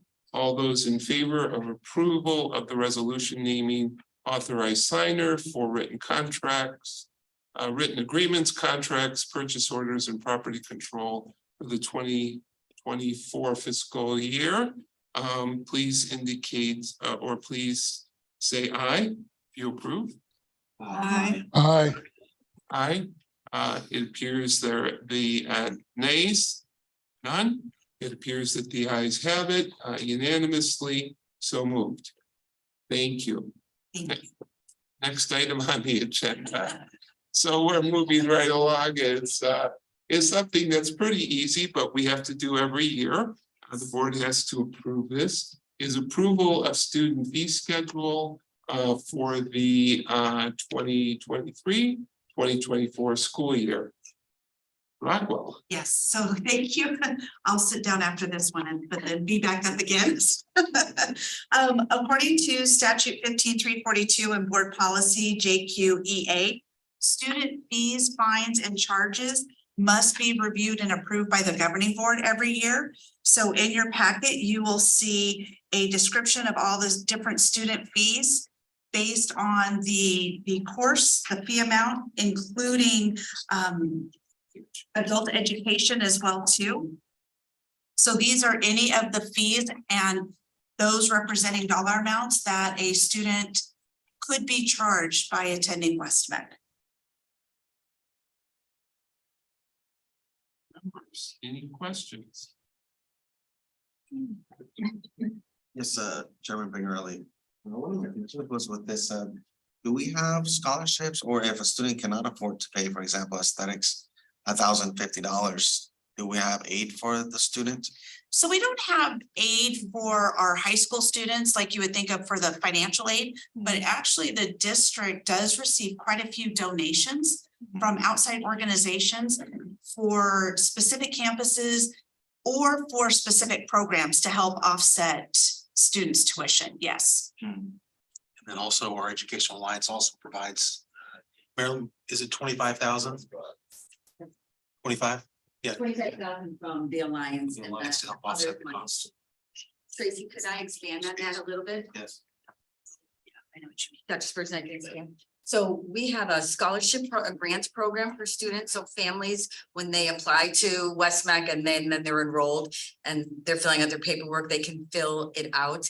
And the financial form is, it goes along with anything that's throughout Arizona for students to be able to get financial aid.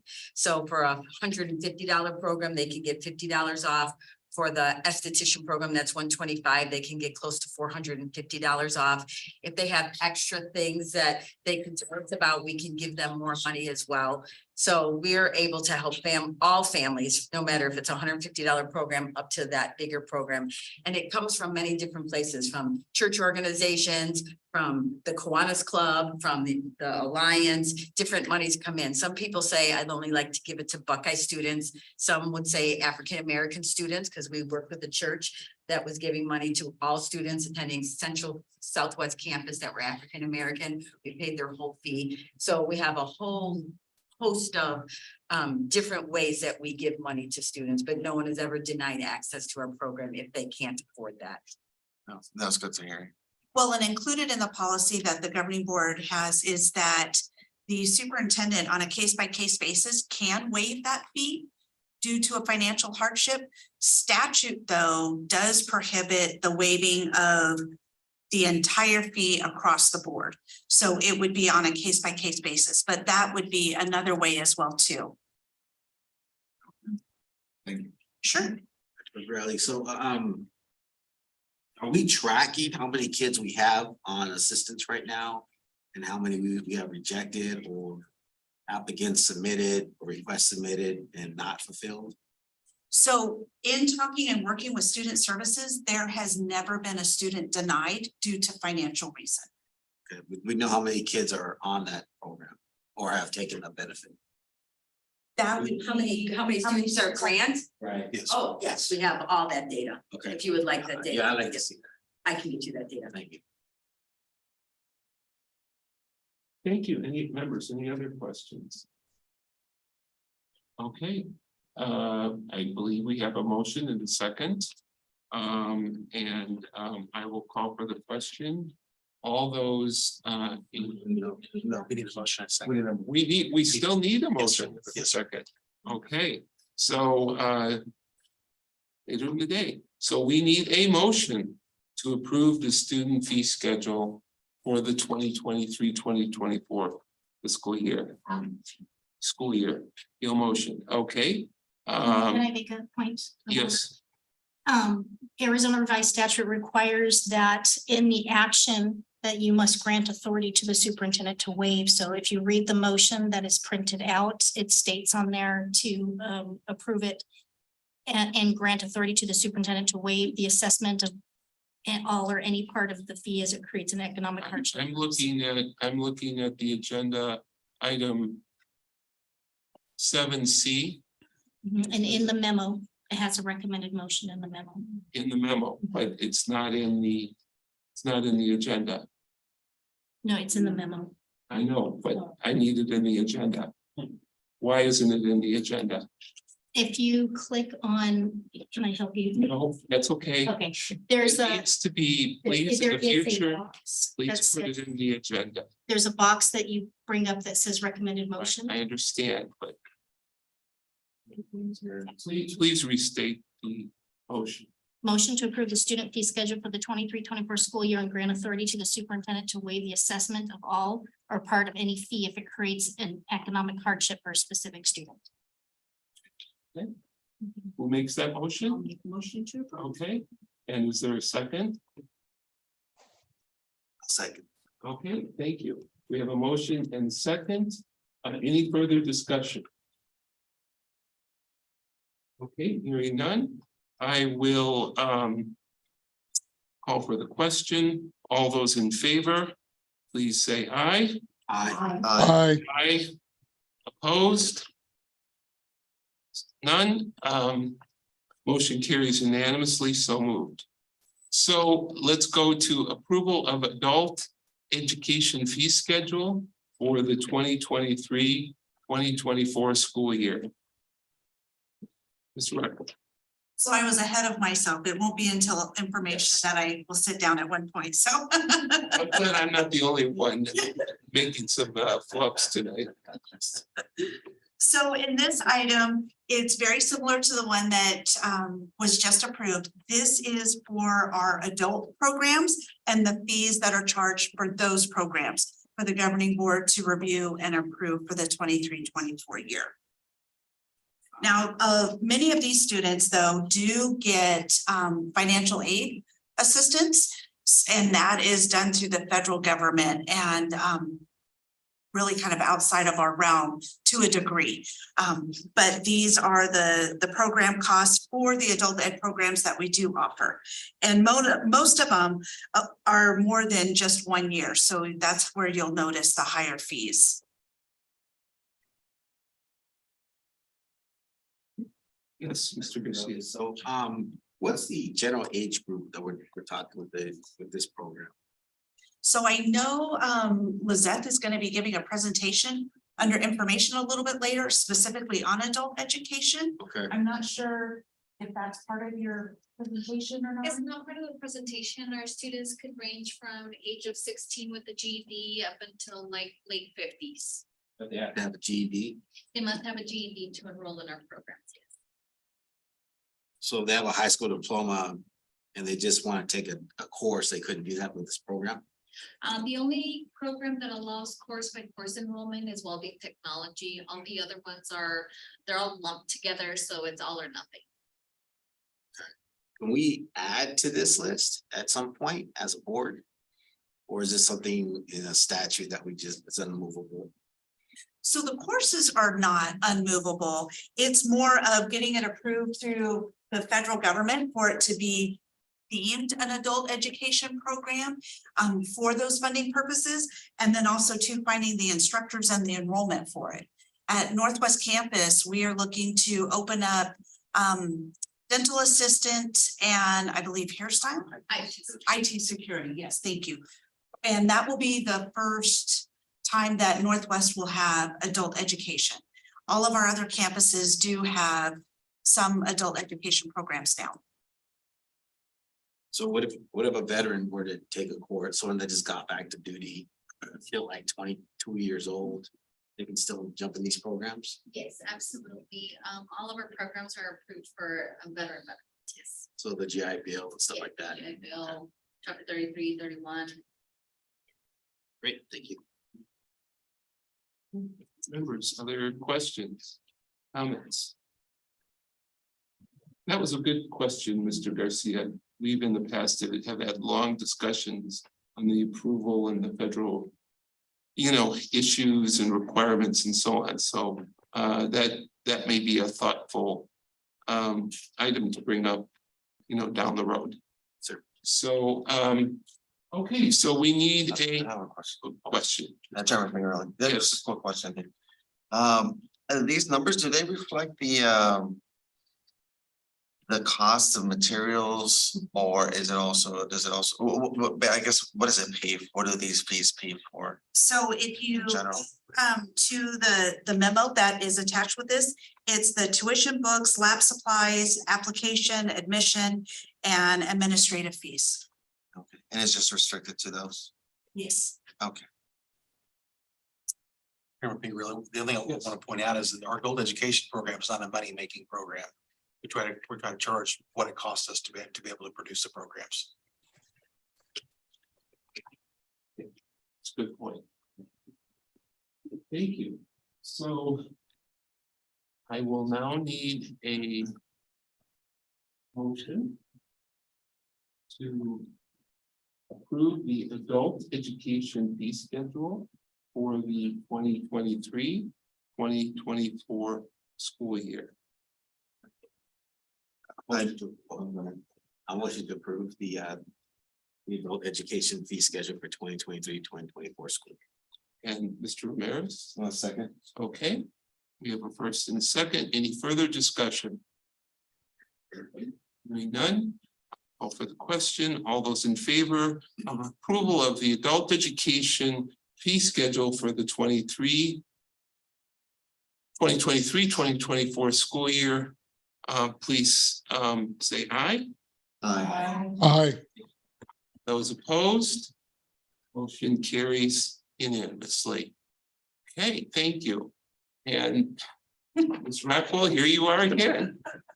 Okay, just one moment, please begin. Okay. So every single year, and so we'll do this again next year.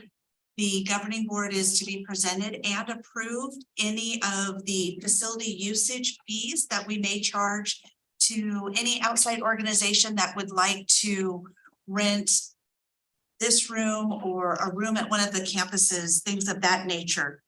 And so presented to you is a breakdown of what the cost would be for any of the different types of rooms that are listed based on the classification. And so, for instance, a class 1 is deemed another education organization, another school district or a charter school.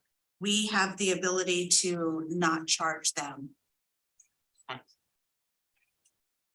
And again, the intent with the fee is to truly just recoup the cost that it is for if it's on a Saturday or Sunday. You know, typically you will see that churches rent schools, that kind of thing, to pay for somebody to come and open up the facility and to have utilities on, replace toilet paper, any cleaning or anything of that nature.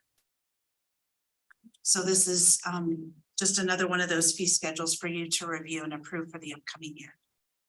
Well, thank you. Just one question for me. What year over year, what has been, what has been kind of the increase for the various classes? So ironically, and even looking over at other neighboring districts, this $50 and $100, the better part of 10 years. Okay. Because a school district is not in business to make money. It is to just break even based on what it costs to pay somebody to come in and open the doors, that kind of thing, and set up or that type of process. And we certainly want to encourage the community to use the facilities that they, their tax dollars go to. Yes, absolutely. Yeah. And with the location of all of the campuses, including the district office, it's prime. And so word is out there, a lot of other school districts and charters and other education organizations come and use all of the facilities. That's what I was gonna ask. How do you reach out? How do you let them know that they're rentable? So ironically, we don't. It's word of mouth. And in fact, Southwest Campus is having a struggle right now because 2 churches want to be there and one is already there and they're like, okay, we'll shift our time to later in the day. We just want to be there. You have such a great facility. So it's a good problem to have. Yeah, that's word of mouth. That's great. It is. And I know that Peoria School District does this too. And I believe this is open to political organizations. It is. Yes. It is. So, The only requirement other than what class you fall in to pay the fee is due to our liability insurance. Somebody that comes in to use our facility has to provide us with $1 million verification of insurance for us to provide to our insurance company. and that's pretty standard. Yes. Yes. Okay. All right. Any other questions before we entertain a motion in a second? Okay. So, well, I haven't made a motion all night. I will, since we're having compelling dialogue and discussion, I will make a motion to approve the facility use rate schedule for the 2023-2024 school year. And okay, we have a second from Ms. Bosom. Okay, any further discussion? Okay, Hearing none, I will call for the question. All those in favor of approval of the facility use rate schedule for the 2023-24 school year, please say aye. Aye. Aye. Those opposed? Okay, it appears the ayes have it unanimously, so moved. Okay, Ms. Rockwell, thank you very much for staying. We should have gotten you a bar stool there. Well, I have one more before I. Oh, you have? Well, I have. So I'm. Oh, that's right. I'm going on to discussion item number 8. So item number 8, new section, information on bond status. 8, information on bond status, Ms. Rockwell. Yes, so I would like to welcome and present Mr. Brian Lundberg from Steeple and Nicholas for coming to help give information to all of the board members, kind of a take it back to basics and how we got to where we are and then looking to the future. So thank you, Brian, for coming. I'll go sit. Excellent. So am I supposed to click this on or is somebody gonna open it up? Good. I'll just wait. So, Mr. President, members of the board, thank you for the opportunity to speak with you. Thank you, Ms. Rockwell. And Dr. Erb, as a presenter of boring information, I wanted to acknowledge all your hard work. I appreciate that. So my goal today is to give you at least a good feeling about the status of your bonds and related information, and then point a little bit into the future to give you an idea of where things could go and the feasibility of continuing on the program. So before we get going though, I wanted to do a little bit of a warm up. What is a bond? A bond is basically a contract, a debt instrument that says that if you buy this, that you will receive a principal payment in X amount at X time. You will receive fixed interest up until that time. And for the sale of that to investors, the sale proceeds are actually what are used for capital projects for districts. And then to make those P&I payments is the treasurer's requirement, county treasurer's requirement each year to levy a tax to make the payments that are due that year. In order to issue bonds, the board would have to call for a bond election in any one of the November election dates. And to be able to issue bonds, you would have to have 50% yes votes, plus at least one more yes vote in order to pass it. As a CTED, the amount of bonds that you could go sell. So as an aside, the amount of bonds that you can ask from voters is not limited. It's just limited when you go to sell. Our statute says that you can't sell any more than 1% of your full cash assessed value. That's the unrestricted assessed value, minus any bonds that you have outstanding before. So you would subtract out the bonds that you have outstanding and apply it against that limit. Thank you for that clarification. Can you give maybe an example? Use, just a general example for particularly for newer members and for less. Absolutely. Yeah, we have a schedule here in the future. And so if the district has $130 million of bonds outstanding right now, and coming into this next fiscal year, your full cash assessed value is that far to the right, that tallest green bar at 35 billion. So if you took 1% of 35 billion, that gets you to 350 million as your gross capacity amount. And then you would subtract out on the schedule we're going to get to here, the what's going to be 115 million. You can see there's about well over $200 million at this current time.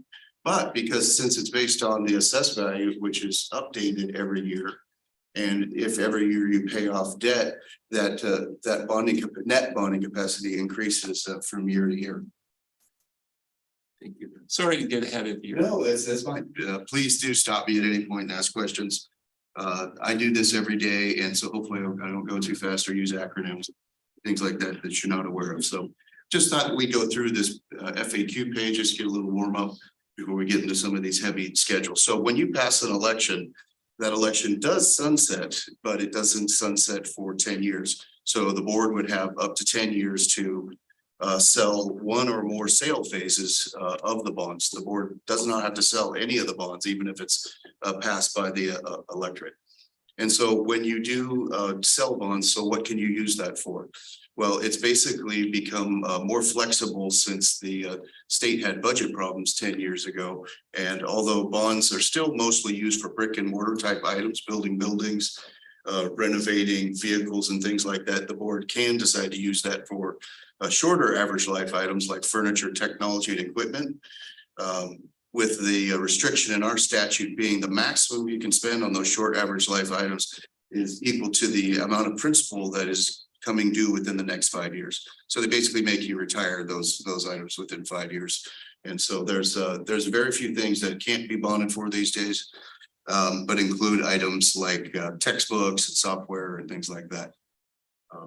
So with the warm up, there's a few funds in your budget that relate to bonds. Just wanted to give you a quick overview on those. There's your debt service fund. That's the fund that the treasurer makes the bond payments out. If not given any other direction, the treasurer would simply set the tax levy at a level that they thought was sufficient to raise enough money to make your bond payment for that year. However, the governing board can direct the treasurer to increase that levy and use that to pay off existing bonds if they want to. The funds from a tax levy are typically available by May 1st of each fiscal year because that is the delinquency date for the second half of tax collections. So usually you won't be collected enough until that May timeframe. And again, the funds in excess of what you need for the annual payment by direction of the board can be used to pay down bonds that are able to be paid before maturity or just set aside and to be used by the direction of the board to pay off.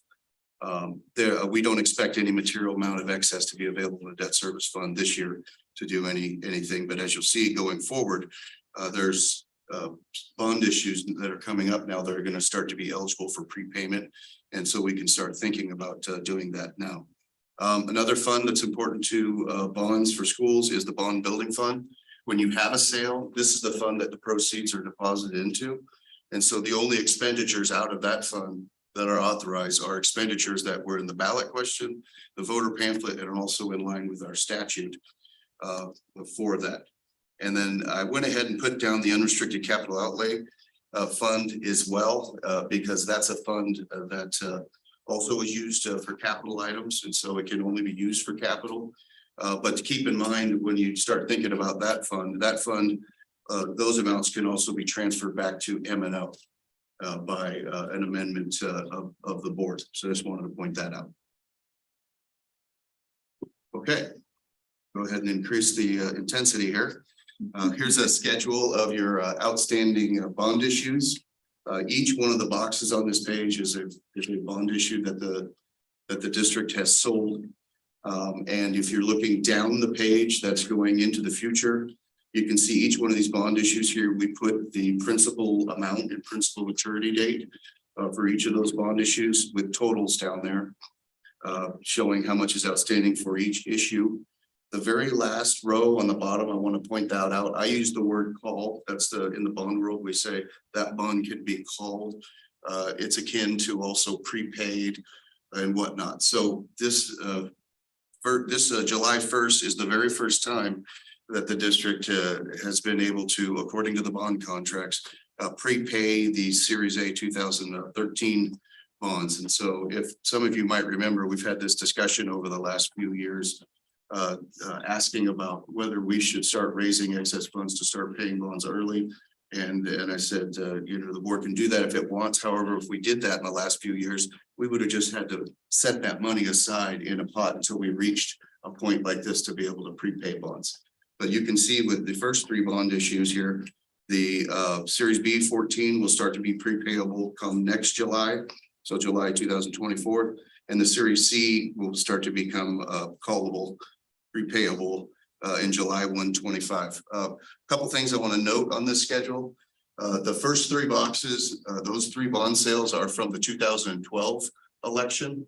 And at that time, we decided to amortize bonds like a lot of the other school districts do, in a 19 to 20 year amortization. So you can see the longer amortization of those first three sales. When we had the last bond election in 2016, it was the direction of the board to go ahead and have those bonds amortized within a 9 or 10-year period. So that's what we started to do. And then just as a reminder, over the last couple of years, we've had these discussions. There has been some interest by the board to say, hey, can we pull in some of these longer amortizations, pay off those bonds also at the same time the shorter bonds are amortized by 2028. And so, Mr. Weinberg, I have just a question here. So given the current, the problem with predictions is they're unpredictable, right? Just like the economy, but, in the current economic environment and inflationary environment, does your firm have any guidance to governing boards for prepayment or recommendations or considerations that, and maybe this comes later in the presentation, but I thought this would be a good point to ask. Absolutely. And if I could, Mr. President, can we make sure that we address that at the end? Because I think that's going to be the topic of the very last slide. Okay. And maybe ask for your input after that, if that sounds okay with you. Sounds But I thought you were going to ask me to predict interest rates and I was getting a little nervous. So, I have a question. yes. Definitely, Mr. Lumberg, the coupon, what is that? What is the coupon? So you see each of those years that we have a principal amount, there's a coupon amount that's associated with it. Because each of those maturity years, when it comes to a bond issue, can have a different interest rate. They might be bought by a different individual in the 5th year versus the 10th year. So each one of those bond maturities can have a different interest rate, and all of those sort of add up to the average annual interest rate. But those are the amounts that are stated on that contract I was mentioning. That actual bond has that stated principal amount, when it's due and how much it's due, but it also has a coupon amount that says, here's the fixed annual interest rate that the board, would have to pay on that bond maturity. And that's said either by the board or the state treasurer, you said? The coupon rates are determined at the time of the sale. It's actually our firm's job to sell them. And so we advise you as to where to set them in order to get the best deal possible for the district and to get them sold too. So we have a balance here. And there are different types of investors that want different types of interest rate. But at the end of the day, we have to make sure it's a market rate that you guys get. Just a little insight. It's probably a little further than you wanted to go. But these are the actual interest rates that are stated on the bond that somebody would buy. Okay. And then my second question was gonna be, can you define what the cash net assessed value is? Absolutely. So this is very relevant for the next couple of pages here. So the assessor keeps two different kinds of assessed values. In the old days, a CTED, and not that old, a CTED and any other district like a CTED and for bonds would base its tax rate on what the full cash assessed value was. And that full cash assessed value is what we refer to now as an unrestricted assessed value, meaning that it is not restricted in the amount it can grow. So there's a second assessed value that's been around for a long time and also impacted by Prop 117. The limited assessed value is a restricted assessed value. So each property is limited by Prop 117 to not be increased by the assessor by any more than 5% per year. So now the assessor keeps track of two assessed values. One, the unrestricted one, which is not limited, it can, and the amount can grow. And it also has a limited assessed value. The limited assessed value is the one that's used for establishing tax rates. It used to be that we also used the full cash assessed value for tax rate, but now the only use for that is to serve as a cap for how high the limited assessed value can go, but it's also used in determining bonding capacity. So they're both relevant to us now. Taking a look at the full cash assessed value where it is kind of gives you an idea of where the limited is going to go or how far the limited could come up. Just give you an idea of that. So it's two different kinds of assessed value. One's unrestricted, used for bonding capacity. That's the full cash assessed value. The other one is limited assessed value. It's restricted by that proposition, and that's the one that's used for tax rates. So nothing's easy, I know. Nothing simple, especially with taxes in our state.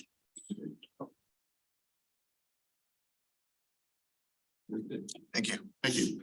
Okay, since property taxes are used to make the bond payment, so we thought it would the amount of taxes that you pay for the bond just depends upon your assessed value versus the entire amount of assessed value in the district. So we just thought it would be interesting to take a look at what's the limited assessed value in each one of the member districts and what percentage of the overall assessed value of West-MEC it represents. So just to give you an idea of what those percentages are. For example, Agua Fria at 9.3%, Buckeye at 4.9%, Deer Valley at 16.5%, Glendale Union at 9.7%, Gila Bend at 0.4%, just to give you an idea of how much of the taxes where they come from to pay for a bond. Also on page 5, coming back to this page, you see this is a history of assessed value. You can see that I've got 2 columns for each year. The shorter ones, the blue ones, are the limited assessed value. That's the one that's restricted every year. And the green ones are this full cash assessed value that's not restricted. And you, like a lot of entities, you can see there's been substantial growth. In fact, the 10-year average for this limited assessed value is 6.1% growth. And whereas the net full cash assessed value 10-year average is about 11.9. So that's the unrestricted one. And that's over a 10-year period. That's pretty substantial. So remember that 6.1 when we start talking about the future and doing our projections. We don't know what the economy is going to be like, and we don't know how fast it's going to grow. But we used 4% to be conservative, but yet a little bit realistic about so when we projected tax rates. Okay, here's a history of your tax rate in the district since 2014. You can see from 2014 to 2017, well, actually for the whole 10 years in dark green is that nickel tax rate that you guys have to levy for your budget. And then the light portions of the columns are the tax rate just for the bond payments. And you can see in the first 4 years on this chart, that's when we were amortizing bonds over a 19 to 20 year period. Therefore, payments were less and the tax rates were low. However, it was decided with the last bond program, hey, let's use a 9 or 10 year amortization short. And so we decided upon a higher tax rate at that time. And we decided to try and target about 13 cents for the bond tax rate. But since assessed value has grown over the years in the last 6-7 years, that's been allowed to come down a little bit. So the 13-cent bond tax rate was targeted at that time, well, right after the 2016 election was passed. And since then, we've come down just a little bit on that one. Okay, so that's history. And here comes the most complicated graph on the page. We want to make an attempt at taking a look at the future. This is a very similar type of graph with tax rates again, and the first columns from 2018 to 2023 are just what we saw on that prior graph. These are historical tax rates. After the vertical line, after 23, we show projected tax rates. On the very bottom of the graph, the darkest gray is that nickel tax rate, again, that you're required to levy for your budget. The green middle portion of the column is the projected tax rate with 4% assessed value growth for paying off the bonds as they are amortized right now, without calling in any bonds or without issuing any new bonds and adding to those payments. So to give you an idea where the tax rate's going, if we just made the minimum payment on the bonds going into the future, and those would be paid off by 2035. So going into the future, what we wanted to take a look at what could be done with reestablishing that 13-cent tax rate that we used at the beginning of the last bond program. If we were to put that in place, we'd be able to accomplish a couple of things. One, we'd be able to pay off the existing bonds by on or around 2028, which is where those shorter amortized bond issues end up. So we'd be able to pay off all those bonds with a savings of about $8-9 million in interest by paying them off early. And we took a look at the feasibility for a new bond. How much could 13 cents bond tax rate afford? Well, if we had a November 25 or November 26 bond election in the neighborhood of about $250 million, we could pay those bonds, new bonds off also within a 9-year period, all under that 13-cent tax rate. Again, assuming a 4% assessed value growth, which I think a lot of us believe, like unless we have a real deep economic downturn, that's going to be achievable. So I'll let that sink in. That's I think that hopefully answers part of the question. Yeah, that you raised. And this is one scenario. Excuse me. You know, your firm, in your predictions, do you consider things like the number of kids entering K-12? And have you looked at birth rates, and have you projected the next 4 or 5 years? Because if you have, you know that it's not going in the right direction. Mr. President, members of the board, specifically, we do not look at that, but we do subscribe to a lot of publications, and we talk with credit rating agencies all the time who gather that type of data. And so we are looking at those types of things. The hardest part, I think, when I was younger, I actually believed that we could come up with a perfect tax rate that we know that West-MEC could afford, you know, and establish now. And 20, 30 years later, man, that's 13 cents, and they're going to be able to build everything, and they're going to be able to. As you mentioned, that's more like the work of a weatherman. However, we're trying to do the best we can to arrive upon some kind of tax rate that is defensible, and we believe shouldn't have to be changed drastically over time to do that. So I was just, you know, because I watch governing board meetings from other districts, and I was actually quite surprised with Peoria Unified recently. I'm sure you heard, is that the bond committee, you know, assembled by people in administration as well as the community, they proposed a $250 million bond, and the board voted it down 4-1. We were actually quite surprised, and that was 250 million, and they said no. So I think we're going to learn a lot in 2024 as to, you know, other districts and where they're, you know, where the public is based on the economy.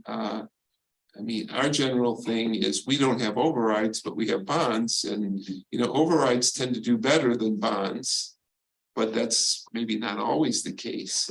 I don't know, any thoughts on that? President, members of the board, I thought that was well said. You know, I think Peoria, I was involved with that process as well too. My interpretation was that they just felt like it wasn't the right time, and their capital needs may have added up to 400 million. Yes. Identified needs, and so they're trying to chart this path, you know, what can pass and whatnot. But I agree with you. It is going to be very interesting to see what the economy is going to do in interest rates. So I'm repeating what you said, but yeah, well said. I don't know if I can improve upon that. Well, thank you. I know I interrupted you, and I had a number of questions I wanted to give the remainder of the board. And Mr. Miglerino, online, any additional questions, thoughts, comments? Because this is going to, at some point, come before the board. Yeah, I think you're right on. I think Mr. Lundberg's presentation was real well done. Also, I think as a board, we've made good decisions that if over the long haul will save the taxpayers money. Yes, agreed, Mr. Miglerino. Members, any other questions or thoughts? Okay. Yes, actually, I have a question. Besides coming up, considering that 13-cent tax levy, how else, I mean, what other considerations have gone behind the $250 million amount? Is that a good amount? Do we need more, less? Why we like the 13 cents? Why else are we focusing on that amount? No, Dr. Spurgeon, if you wanted to talk about identified needs, maybe, or Yes, for example, we met probably back in maybe April, right?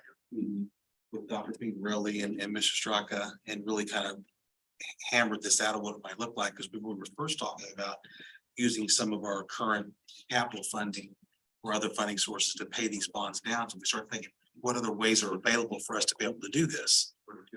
So that. And so the second, Mr. Straka brought up, he said there's a pretty easy way to be able to do this, is that if you take the tax rate up about 2.5 cents to 13, it just stays level. So it's level to be able to pay off the bonds we now that are callable in 24 and callable in 25. So as Brian mentioned, that saves almost $9 million in interest of taxpayer dollars. Because if you go out, and you borrow $125 million, you're going to pay $125 million back plus all the interest. So that 13 cent, number one, takes us to $8 to $9 million in savings of taxpayer dollars. And number two, it allows us to pay down those bonds, which is what Mr. Straka originally brought up, to pay those down early. And then number three, it gives us some room to be able to go out for additional bond package. So for example, I'm going to take a guess at the Southeast campus. It might be, when it's all built out, it may be $150+ million, maybe more than that by the time that actually gets finished, because it's going to take phases to do that, because we don't have the money to be able to do it all at one time now. And then we have property on Glen Arbor across from Central Campus. There's 30 acres there. Plus there's additional opportunities for more property out there. It's $250 million is probably not enough, but it's enough for several years to get projects moving. Okay. So if we did a bond issue, let's say we did the bond issue in 2025 or 26 for 250, it would be another 5 to 7 years before we even think about probably doing something else again, because that's how long things take to build. With supply chain, supplies, materials, labor. You just can't, it's not as fast as it used to be. Workforce, yeah. Mr. President, Yes. yeah, if I could, Dr. Herb here reminded me that we were pretty pleased with shortening up the amortization on the last two bond issues we had. And so it was about, we measured it was about $42 million in interest savings. But not only that, it's left us in a position where we still feel like it's feasible to continue on in the future and afford. So so far so good, but you know, maybe we figure out 15 years from now, it's a 14-cent tax rate or a 12, but it seems to be working, you know, things seem to be working at this level, and we'll have to take a look at 24. Yeah. And also, Mr. Ramirez, I just lost my train of thought because that thing beeped in my ear. I'll come back to it. One more comment I was gonna make. The reason I was asking about that dollar amount is because one concern I have is bond fatigue on the part of the voter, of the taxpayer. If we don't ask for enough, I mean, there's gotta be that sweet spot, right? Where we wanna ask for enough, but not too much, and then not have to create this situation where now we have to come back again 5, 7 years later for another amount. And then we're like, well, we just gave you X amount of money and you're coming back again. You know, one of the things that's going to be beneficial, and I'm hoping, and I just talked to a couple of those CAB members today, is we're hoping to be a part of other districts that are member districts of West-MEC, to be a part of their bond committees when they go out and they begin to talk to patrons, parents, and family members, so that we can show our collaboration between what's a value add for West-MEC and, let's say, Deer Valley or Peoria. So we're hoping to get some pretty good feedback and kind of that sense of where the voter stands. Plus, we'll have other surveys and things as well before we did a bond issue. But he's Brian's saying our capacity would be about 250. We'd be able to get more than that with a 4% anticipated growth. Now, if the growth goes up to 6.5%, 7% growth, then there would be more money available. But to do a big bond issue like that, it's probably a good 8 to 10 years before you would ask again. Right now, bonds aren't passing, are they?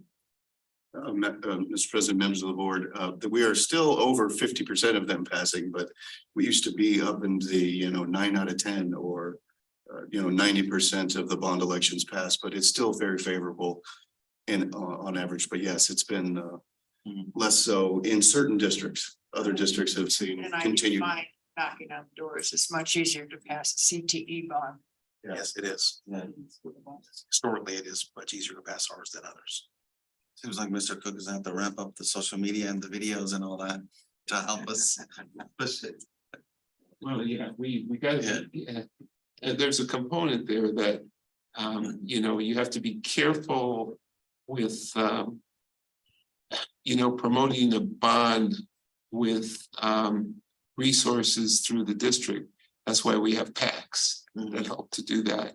I mean, we can promote the programs Mhm. and the opportunities that West-MEC brings, but we have to be very careful not to violate a law with regard to, you know, using our resources to promote a bond, Yeah. other than what is allowed by statute.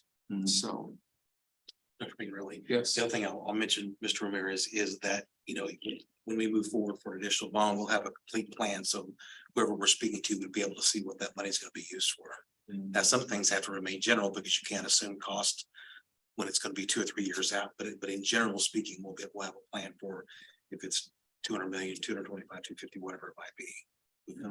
But there'll be a plan that the community people will be able to see, the folks will be able to see something tangible in drawing or in some sort of architecture services.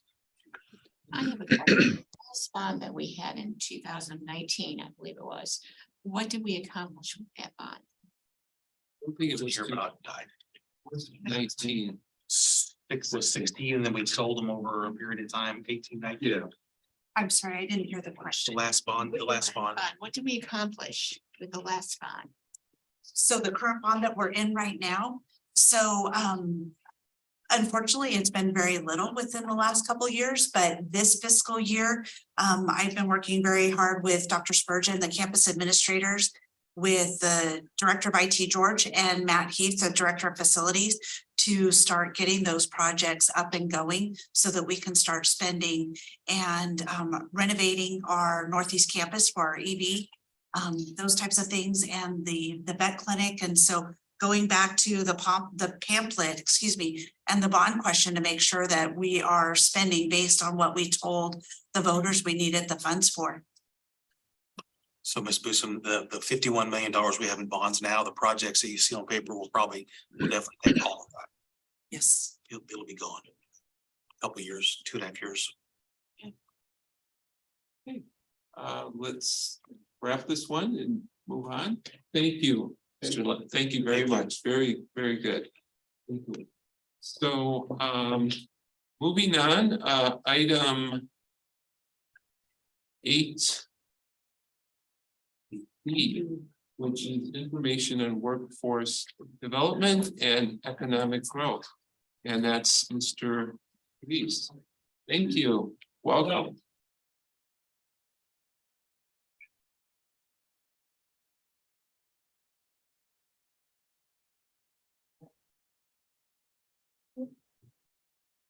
It's on there. Good. All right.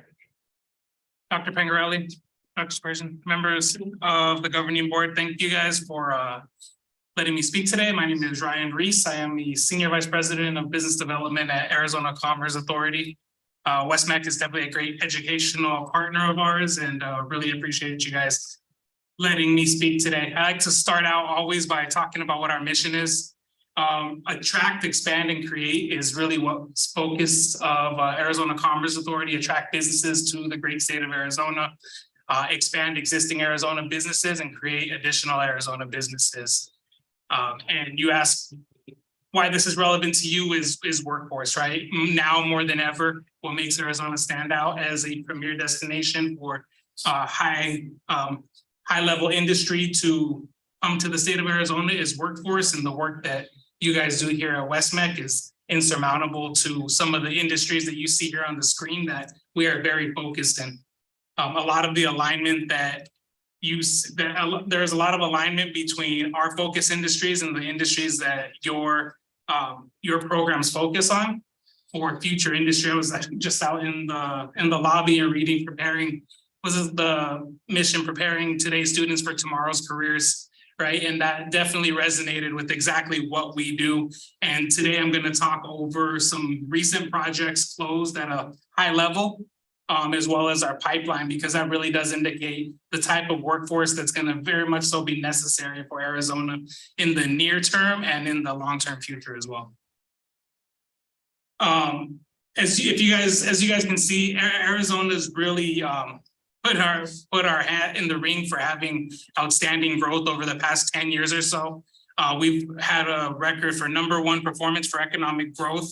That's statewide, but some of the major wins in the West Valley, Funko Labs and Buckeye, over 300 jobs. Core Power, which was mentioned earlier, for achieving their $850 million loan from the Department of Energy at 3,000 jobs, and Myers-Berger, which hasn't been mentioned, but in Goodyear, another 500 jobs. And these are three of the main projects, or three of the main attraction businesses that we've landed in the past 10 years that have helped contribute to that #1 economic performance. One of the metrics that we get measured on that are not on here are Arizona is also #1 in economic outcome or economic outlook, meaning that the next 10 years, they predict Arizona is going to be #1 in growth once again. So this #1 in economic performance really shows that we've done well over the next 10 years, but the projection is that over the next 10 years, we are going to do even greater and continue to grow at an even higher rate, which means more demand on workforce, more demand on labor, and more demand on technical workforce to get trained and put into the workforce. So just at a very high level, we just presented these numbers to our board yesterday, and over the fiscal 2023 year, we're bringing in 23,000 new jobs over the next 5 to 7 years with $40 billion in investment with an average wage $74,000. And what these numbers don't show is that a majority of that $23,000 or 23,000 jobs is in that hourly technical workforce. It's not necessarily the engineers or the doctorate positions, but it's this workforce that really does thrive on certificate programs, on 2-year education, and can further their education after that. But to get into these well-paying jobs, those programs are insurmountable to the future success of companies continuing to select Arizona. And as you can see, the largest percentages of industry that these fall into really do align with what West-MEC is doing. Just another depiction and some logos of recent wins in 2023. I will tell you that this is kind of a small glimpse of some West Valley companies that have expanded or have just started. But I can tell you that the showings in the West Valley and the interest in the West Valley of these companies, from solar to battery technology and semiconductor, has even recently increased and peaked even more. Like I was just making a comment before this meeting that I think I've spent this last week in the West Valley, and my last 5 company visits have all been in the West Valley, and all of them high-tech jobs, high need for technical labor, and large employers. And I say large employers, I mean over 500 jobs. So one of the highest growth rates for industries that we're focused on are in this renewable energy and battery ecosystem, in large part because of the Inflation Reduction Act and the federal dollars being allocated to this industry. You're seeing companies that have never had a presence in the United States start to consider a presence in one of their most important components is proximity to port, which is the Port of California, Port of Long Beach. And what the West Valley provides to them is exactly that, in addition to an established workforce based off the residents that are here already. So how that benefits West Valley as well is that they're no longer going to have to commute outside of where they live to go work. All the work and living can be done in the same general area.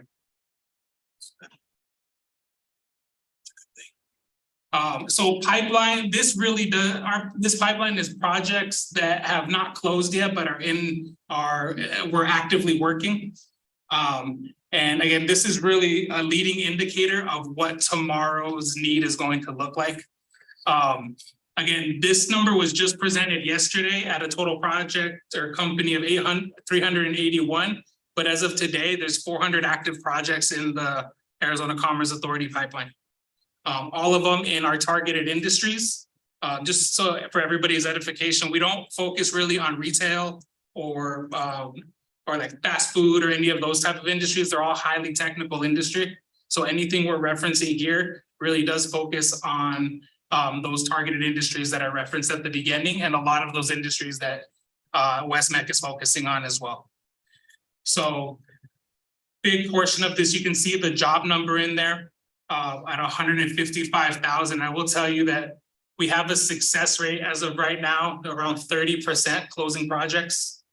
And so if you take that math and put it to these numbers, you can kind of see exactly what's going to close and what's going to be brought to the state. And although these are state numbers, a holistic state number, our growth and our future growth and our expected growth is coming into the West Valley. We're seeing a lot in obviously Northern Phoenix, but we're because of the announcement of LG and Queen Creek, a lot of their designated suppliers are really wanting to take advantage of that connection from the 202 to Queen Creek. And there is a lot of demand for their suppliers to locate in that general area in the West Valley. And we have what we designate as a mega project that would be 500 jobs or over $1 billion in capital investment. Here are just some broken out industries of the number of mega projects we have, the number of jobs that they're looking to bring in the CapEx. Again, that number of 48 mega projects as of today, we're actually over 60 mega projects, meaning 60 individual companies that are looking to spend over $1 billion in investment and or over 500 jobs. So again, in aerospace and defense and semiconductor, battery technology, advanced manufacturing, and again, a chunk of those jobs really are in the hourly technical positions. So these aren't necessarily entry-level jobs. There does have to be technical proficiency to get into these jobs, but it's not necessarily a 4-year institution or even a 2-year program. Some of these are 8 to 16-week certificate programs. And that companies are looking for groups like West-MEC to partner with to assist in that labor demand. And it's great to partner with them. They're looking to be good corporate citizens, right? They're looking but they're also looking for partnership and making sure that they can meet the ramp up of their labor demand. That's all I have for you. And as I mentioned earlier, the closed projects and the projects in our pipeline, they really are leading indicators of where the job market is going in the state and the positions that we are going to need, not in just the next like 2 or 3 years, but in the next 10, 12, and 15 years. So really appreciate your guys' time. I'll take any questions if you have any. Thank you, Mr. Thank you, members, questions? Can you talk about which industries you're seeing coming to the West Valley? Like what, is it all EV? Is it all solar? Is it all semiconductor? Yeah, so we're seeing, I'll speak high level. A lot of the projects are confidential, but at a high level, the projects that we're seeing in the industry focus are solar PV solar module manufacturing. The benefit of that is that once those projects land or are established, what follows those normally are cell manufacturers, solar cell manufacturers, which are the big jobs and high paying. But the solar manufacturers, they're well paying, but it's just a bigger project follows those. So if those land in the West Valley, likely the bigger project behind it will also land in an adjacent area. And then, like I mentioned earlier, suppliers to battery manufacturers.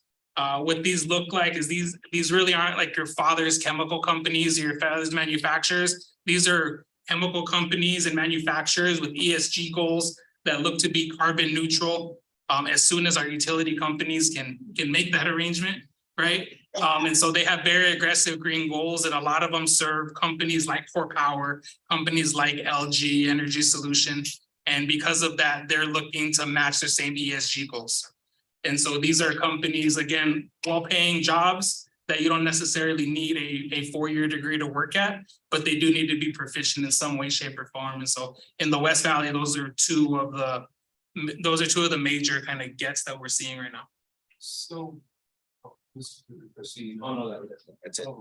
I have a couple questions. So, first of all, thank you for the presentation. And I'll ask and maybe answer a leading question, which is why we're the number 4 state for business. And I would say because it's responsible tax policy.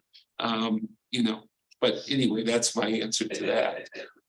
But my question to you is, there's been a tremendous influx of federal dollars because of the economic stimulus, so on program from the Biden administration.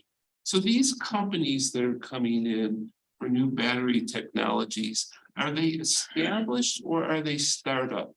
Do you have a percentage? Because remember, we've already lived through Solaris and a lot of the solar companies that took, hundreds of millions of dollars, failed, and then there was nothing for the state and nothing for employee. So maybe give us a sense of your confidence level. Yeah. Because everything looks good, right, on paper?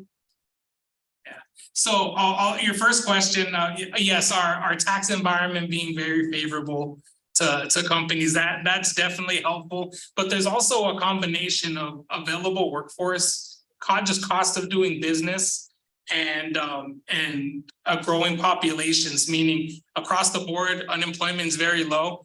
A low unemployment is a different story in Arizona versus like a Michigan, where their population is declining. Ours is continuing to grow, so we're not as strained on our workforce as other states are that aren't in as good of a position as we are.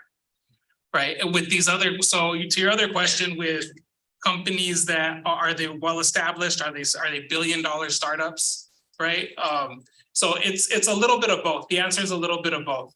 I will say that we're experiencing a lot of FDI or foreign direct investment, and from those companies, very established companies, have a track record of great financial track record, and maybe just have not set up in the United States previously. LG is a good example of that, a well-known name, very known company, right? But their project in Arizona is their biggest investment in the United States that they've ever made. And that's an example of foreign direct investment, which is why we've established offices across the world now. As Arizona. Primary. Seoul, South Korea. And so just for that, so we just opened up our two more trade offices, one in Seoul, South Korea, and one in Taiwan, because of the foreign direct investment that we're seeing out of industries coming out of those two areas. Now, so there are startups as well, but I will tell you with the startups, they are well-funded startups, and they are past the kind of proof of concept stage, right? Where the other portion of it is they own their technology and they own their technology roadmap, which not to speak to anyone specifically, but in the past, that wasn't always the case, but it's a very key indicator to success of how successful a company can be. Thank you. Yep. Thank you. Thank you, guys. Other questions? As far as like for our students, I'm trying to figure out what would be the top three programs I think that would be in highest demand. Yeah. So I think that industry-wise, you're looking electric vehicle, some component of battery manufacturing, and semiconductor. I think semiconductor is kind of the one we always tout, right? We are definitely becoming a semiconductor hub, but battery and EV are the two to follow. And the interesting thing with EV, I'll highlight that one, is because you guys have a kind of wire harnessing program with aerospace and defense. A lot of things that are trained for in aerospace and defense are very transferable to EV, same wire harnessing systems. A lot of the same kind of operating that you would train for one comes to the other. And so those are the three industries that we see kind of the most growth in. And we see that you're able to, again, get a certificate, maybe not necessarily 2 years, but 16 weeks or 6 months that gets you a well-paying job right out of just that certificate level. Right off the bat, I'm thinking of aviation, coding, and power. So those three. Yeah, advanced manufacturing is also a part of what he's talking about, with these entry-level technicians. I mean, because those skills are applicable across multiple industries as well.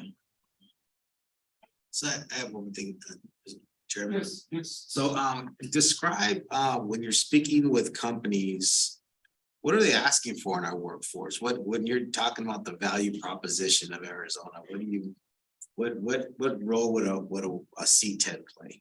Is it even a concern of your clients? Yeah, 100%, right? It's the story of like the earlier you can get to workforce, the better, right? And clients, especially the clients that are gonna have a large labor force demand. Those clients are looking at the university level, they're looking at the community college level, and they're looking at the CTED and the high school level. And even pre to that, they're looking at the kind of middle school or elementary school to get them like involved in the STEM programs, for example, right? And so what they're looking for, and this is like 2 years before the project is even ready to operate, is they're looking for each individual type of school or type of position to fill a role. And they'll go over that with them, like, hey, these are the job descriptions. This is the workforce demand we're looking to fill. Does this fall within your ability or your scope?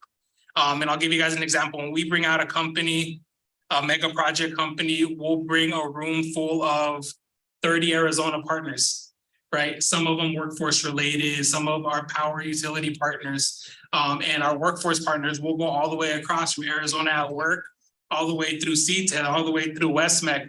And we'll have them own a certain portion of the labor and talk to the company and let them know how that portion of their labor or their workforce demand can be covered by their programs. And here's how. This isn't the first time they've done this. This is how we've done it in the past, and we're willing to scale up to what you need if your project lands in XYZ location. And that reassures the company, and that really is the differentiating factor for the state of Arizona. Competitive taxes, like those are phenomenal. We're not the only state that offers that, right? I will always tell you when it comes to state incentives, we're never the biggest check when it comes to state incentives for any company. That's not what we do. What is the biggest? Growth? What is that? What is the biggest? Growth? Is growth brings growth? Well, so the biggest check I'm referencing, like there's other states that'll write bigger checks for company to land in their state.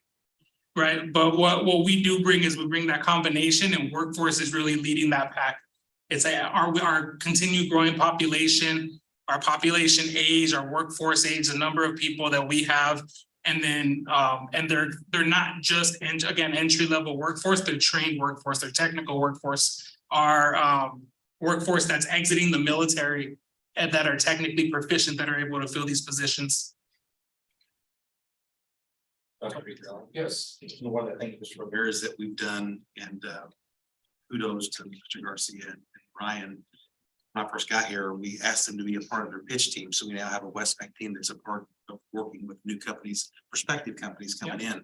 Because the issue is that we can't wait until a company builds and completes their fab, and then 6 months later, they come and say, okay, what can West-MEC do for us? You should have asked me that 18 months ago, so we can actually start the planning process to be able to produce that workforce. So now we're actually in the mix where we now have the very early information to know what's necessary so we can actually work with them, because we're very nimble. We can offer some specialized trainings, we can offer some programs, but it takes time to write curriculum, get resources, set up labs, and get that process in place, articulation agreements, things like that. So now we think we're in a really good spot to know and understand what's coming. And I will say, companies, especially these mega projects, have early eyes on West-MEC because there's a special page in our proposals to these companies, specifically on West-MEC. So we touch one on ASU, one on University of Arizona, one on West-MEC, if they're looking for greater Phoenix area. So they have early eyes on the possibilities to partner. That's good. Thank you. Thank you. Thank you. So,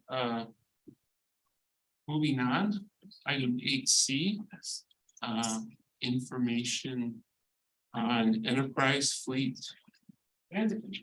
Well, here you are again.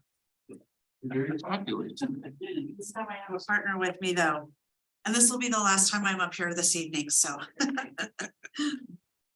So, working with Matt and talking about the vehicles that we provide for our employees with all the different things that they do. We have recruiters that are going out all the time, and even like with Mr. Cook's team, and they're going out and doing public relations information, and our facility team, and even traveling to the different competitions, those types of things. It was time to start looking at what I refer to, and you may be common with of hearing of the white fleet. And so that's a terminology that has come about from from school districts that it's not the yellow buses, it's the white fleet, it's the fleet that the vehicles take just the employees. There are no students involved in this. And so we wanted to share with you what Mr. Heath brought forward and how we're moving forward with the current white fleet. So as of right now, our white fleet consists of 21 vehicles. And you can see here on the screen the different makeup of those vehicles. Interesting enough, because it surprised me, of these 21 vehicles, we do have a vehicle that was manufactured in 2000 all the way up to 2018.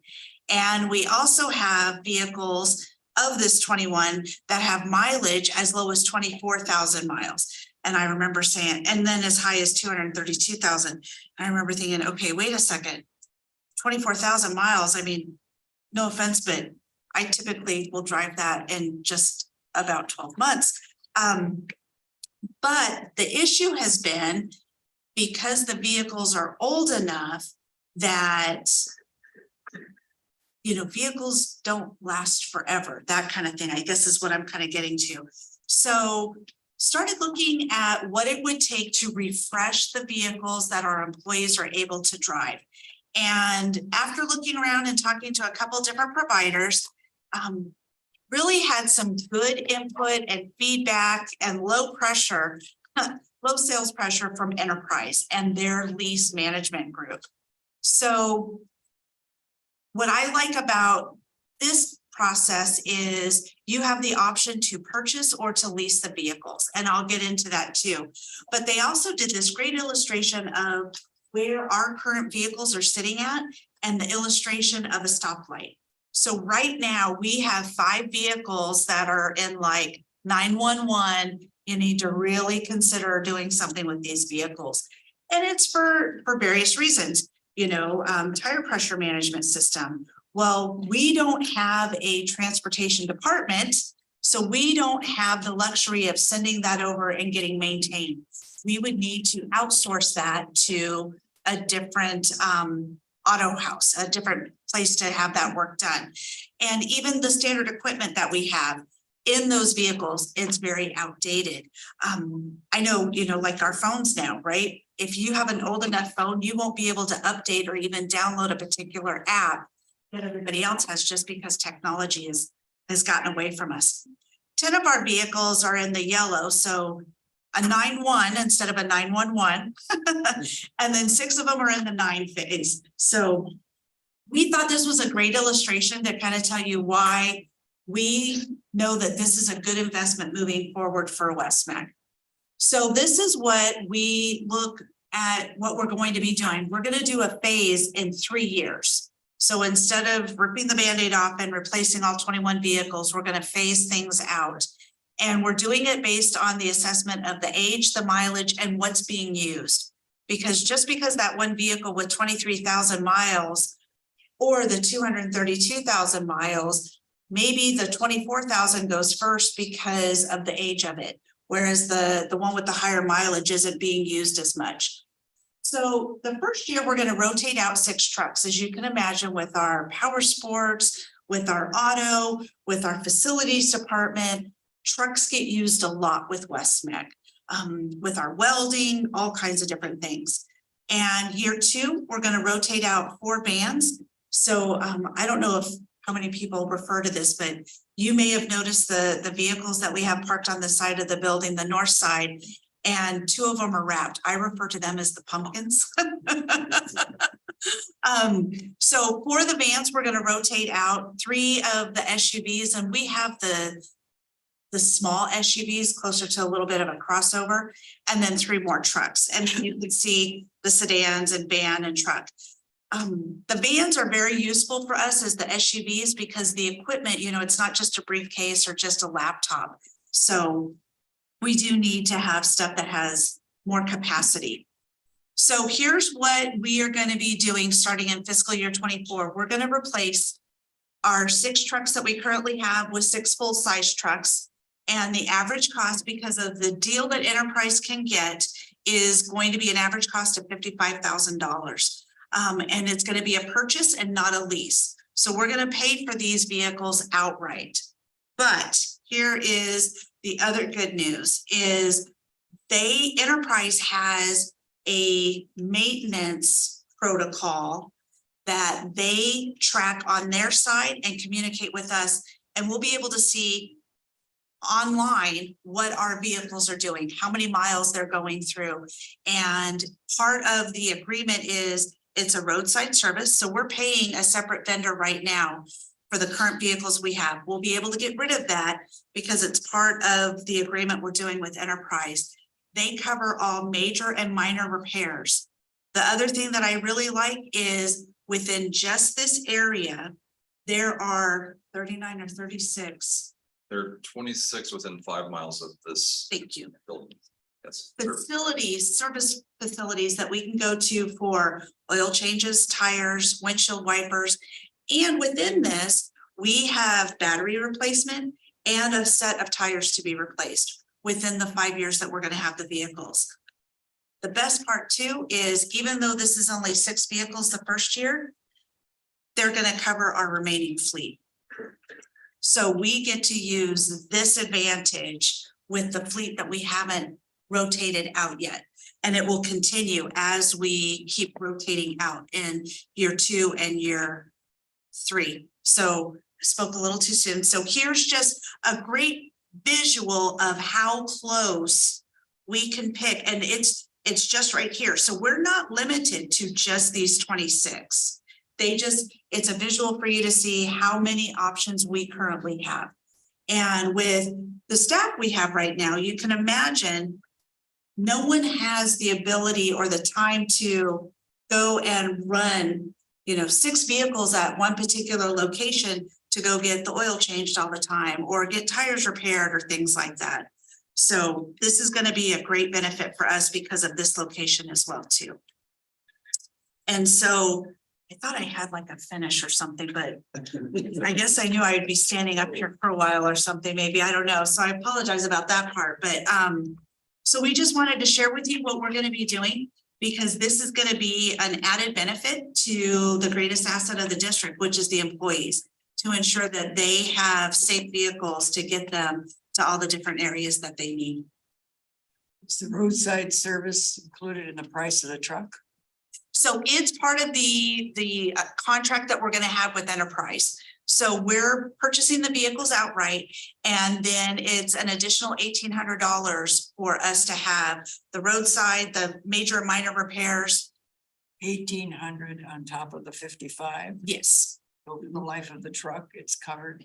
For the 5 years that we'll have the vehicle, and then we'll do a rotation out again too. Yeah. That includes the oil changes. It does. It does. Yes. The benefit to this new program is now we own our cars outright and we will own them outright in the future.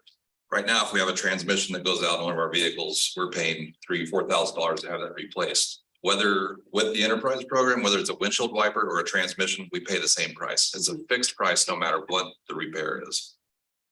Are they doing this for other schools? Yes, yes, and other counties and other entities. Tucson Unified uses them quite extensively. I want to say it was the city of Safford as well too. Tullis and Union just went on to contract with them last year or the year before. The other rental agencies haven't caught on. They've not. They have not. Yeah. So we just wanted to share this information with you and let you know. I have a question. Sure. The 5 years, is that how was that worked out? Is that something that Enterprise offered, or did we do a cost benefit analysis to kind of come up with that number? So with the basic usage of the vehicles, the 5-year is the best return on investment of rotation. If we start exceeding mileage before that point, they will let us know because they're constantly analyzing. Every time a vehicle goes in for service, they're going to know. They're going to see what the mileage is, see what the wear and tear is. If it's something that's wearing faster than another vehicle, they're going to say, hey, West-MEC, it's about time you think about selling this before it starts losing value, because as you probably know, vehicles are like one of the worst investments out there. So they're going to prompt us to move those down the line before we start losing money on it, and then work through Enterprise with them able to leverage the purchasing power because they're so large. We can buy our vehicles through Enterprise at a reduced rate. So it might be less for other cars, because I imagine there's a little more wear and tear on trucks than there would be on a compact vehicle or sedan or something like that. That's just used for travel from one location to another. And that number that Tracy mentioned is based on that $55,000 vehicle. It's a 1% fee. 1% of the cost of the vehicle is what the annual fee is, plus a flat rate fee. So a lot of the cars we buy aren't going to be $55,000. They may be around 30. So some of the sedans and small vans and things that we use. So that's a kind of an exaggerated or inflated rate, just so we have a little bit of a worst case scenario of what we're getting into. So it's the costs overall are going to be a lot less than what we're even speaking about. Mr. Chairman, Go ahead. Yes, I guess I would be me for now. Go ahead, Mr. Miguelarino. Ms. Rockwell, what other companies are in competition with Enterprise? And are there other districts that use them instead of Enterprise? And what other companies do we check with? So thank you for the question. There were a few other companies that were used, and ironically, they were out of state. I want to say Minnesota was where we found some of the others. This is actually a very small niche, and Enterprise was the vendor that we were able to get the most feedback from with neighboring districts and the company itself. Versus going out and just purchasing and searching for the vehicle on our own. So we're going to buy the vehicles, and then for 18, we're going to buy the vehicles, and then for $1,800 a month, they're going to take care of all of them. So it's, yes, we're going to purchase the vehicles outright, and it's $1,800 a year for all that additional roadside and major and minor repairs. What about even that transmission you talked about, $3,000 or $4,000? That'll be included in. That would be included, yes. Thank you.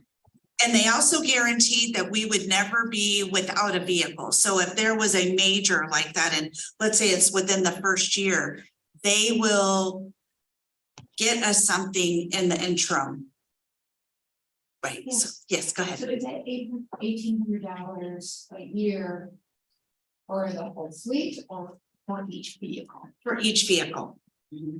So it's $1,800 for each vehicle every single year. Correct. Regardless of what goes wrong. Yes. Again, based on that $55,000 number. So majority of the vehicles will be less than 18. Okay, it could be less based on the value. 1% fee plus $98 of a service fee. Right. Are they picking up and dropping off at the maintenance, or do we have one of our employees doing that? To go and get the service? Yeah, in case of a vehicle needs service. We would take it and drop it off as service. And that's what we've been doing anyway. It's just going to be much more convenient because as Tracy mentioned, and the slide shows 26 maintenance facilities here. There's, I think I counted 17 by Northwest campus. There's over 30 by Northeast campus.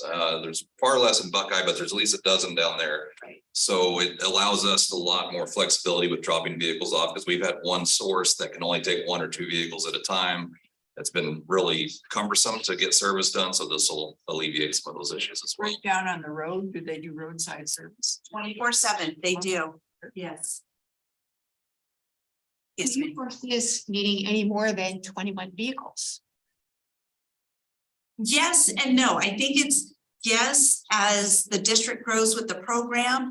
And then I think it's also going to just be different types of vehicles as well, too. A good problem that we're having is our vet program is really growing, and there is a lot of adoption and transporting back and forth to vet clinics that can provide a higher need. Well, we need to be able to transport those animals, and that's a special type of configuration because you have to have where the kennel can get locked in and, you know, air and all that other good stuff. So I see it shifting a little bit based on what the need is, and hopefully expanding so that people are using these vehicles and not putting the wear and tear on their own vehicles. So the vehicles, are you trading them out or what are we doing? So they did, Enterprise did have an option to trade them in or that they would sell them for us.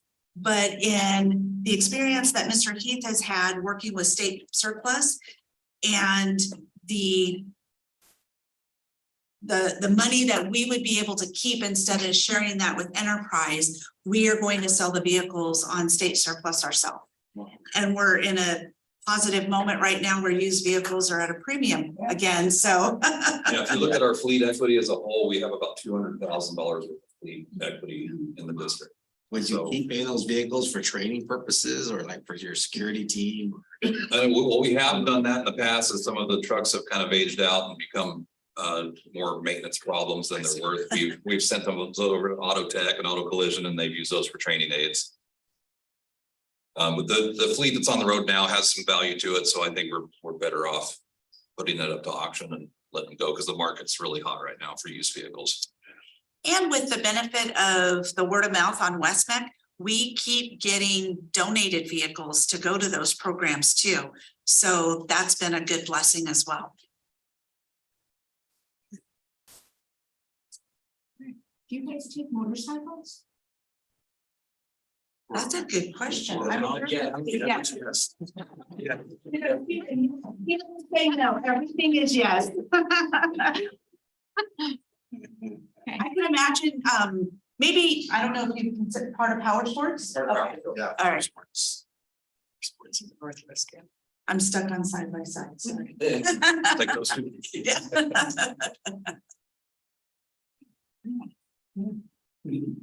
Yeah. Thank you. So our next item, almost done, information on adult education programming.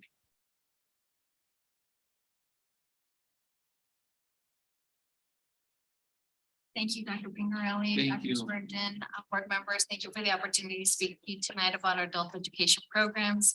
We can address previous questions that you had earlier this evening. Our mission and vision really resonate with our adult learners. Our adult learners need an opportunity today, and tomorrow would probably be a little bit late. As you'll see in our testimonials that I'll be sharing here with you, this one in particular, I had the opportunity to meet Louis, meet his family. When he enrolled in the program initially, he and his wife were expecting their very first baby. So yes, he was very pressured in finding that stability and that economic independence for his family. Midway through the program, and the program is 14 months long, midway through the program, he obtained his entry-level position with Pro Skills. By the time he was done with this program, his baby was born, and he had already progressed twice in terms of promotions with Pro Skills. So he was very, very much ahead of the game by enrolling in the program, which was exactly what he needed to provide that economic independence for his family.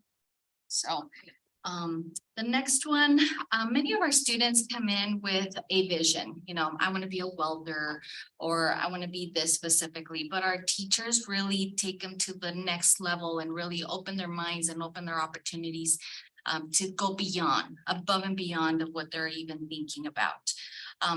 Many things that come about is we have industry partners that come in and do presentations to our students of, hey, there's this opportunity, another opportunity. Most recently we had an IT, and I don't remember the name of the company that came in, but you can live abroad for a year. They'll pay for your rent and your housing, and you get opportunity and training, just with your IT entry-level training that we provide. So excellent opportunities. The next one here will resonate to certifications. Many of the things that are probably very powerful, and I see it at completion ceremonies because I compare it to when I've seen them at orientations. We meet them in orientation and they're shy and unsure of themselves, but at the time of their completion ceremonies, they walk with confidence across the stage to receive their certificates from us.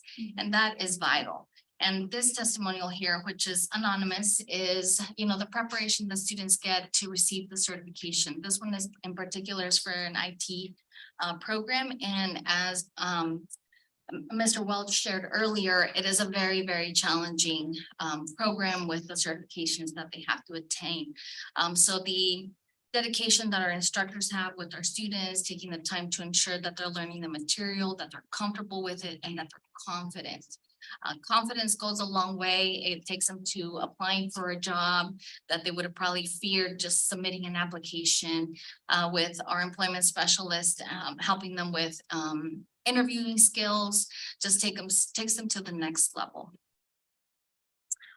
Here we'll show you, I do want to share, it was brought up, it was questioned a couple of days ago during a meeting that we must be coming to an anniversary of when we started adult education programs. And we actually started adult education at our central campus with the aviation program in August of 2013. So we are coming to our very, very first 10th anniversary of offering adult education programs in aviation maintenance technology. I do want to share that that particular program for the last 3 to 3.5 years has been waitlisted. We do start that program twice a year in January and July, and every single cohort is waitlisted within a month, and which is 5 to 6 months before it actually begins. And we continue to receive many applications up until the start of the cohort.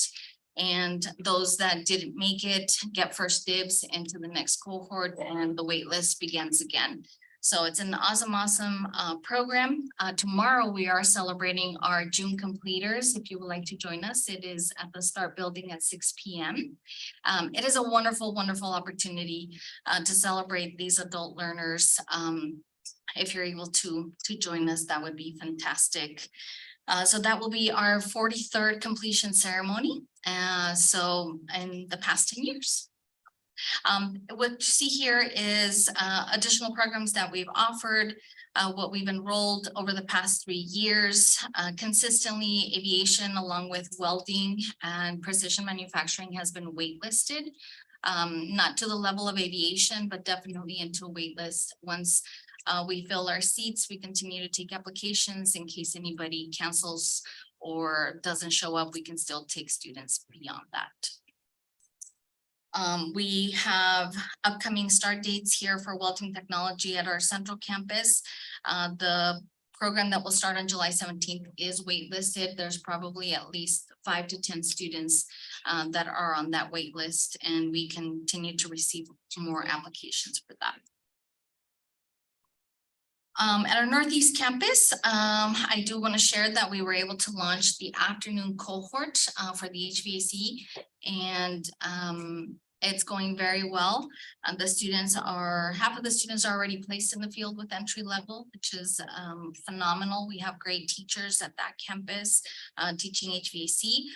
Pharmacy, we were able to launch it on Monday. It was a lot of work. That Northeast campus has been a challenge. HVAC took about 3 years before we could actually start it. We began advertising in 2016, and we didn't launch it until 2019. So with pharmacy, it thankfully did not take that long. It took 6 months, but it felt like forever, but we were able to launch it. And the students were super excited to get started with their program. At our Southwest campus, we have had excellent enrollments over the past 3 years as well. We have a lot of cohorts starting in July as well as in November. So a lot of activity happening for this year. We foresee that our evening IT security will be waitlisted again for the fall.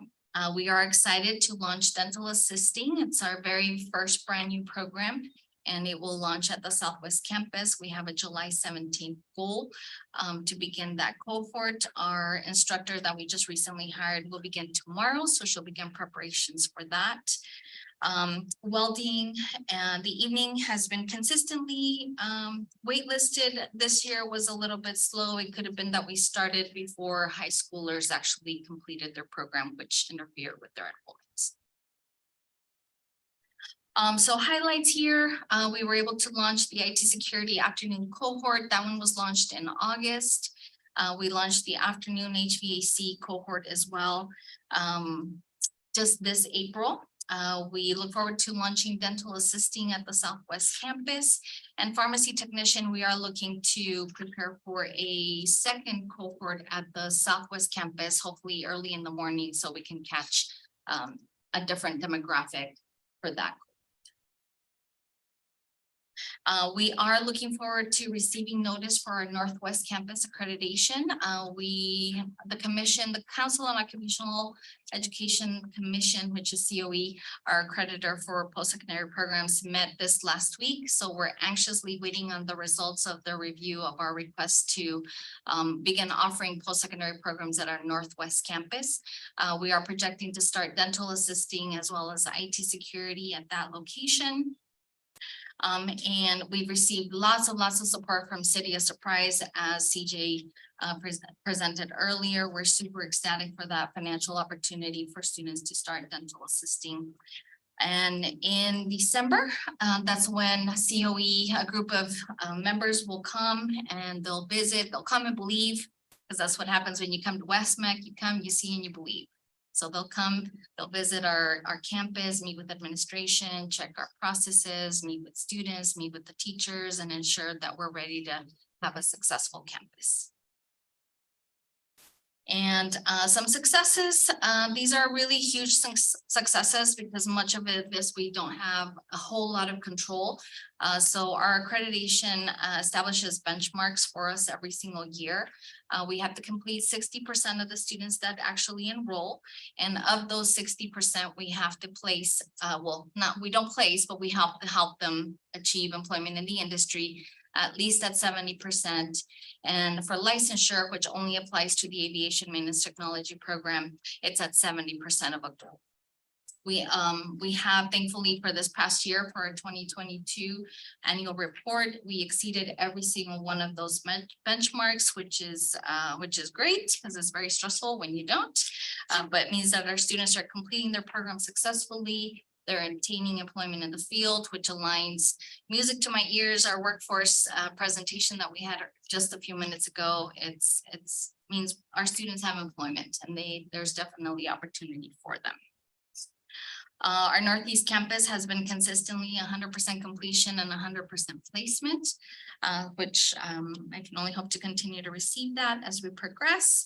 And our Southwest campus does not fall far behind in those success benchmarks.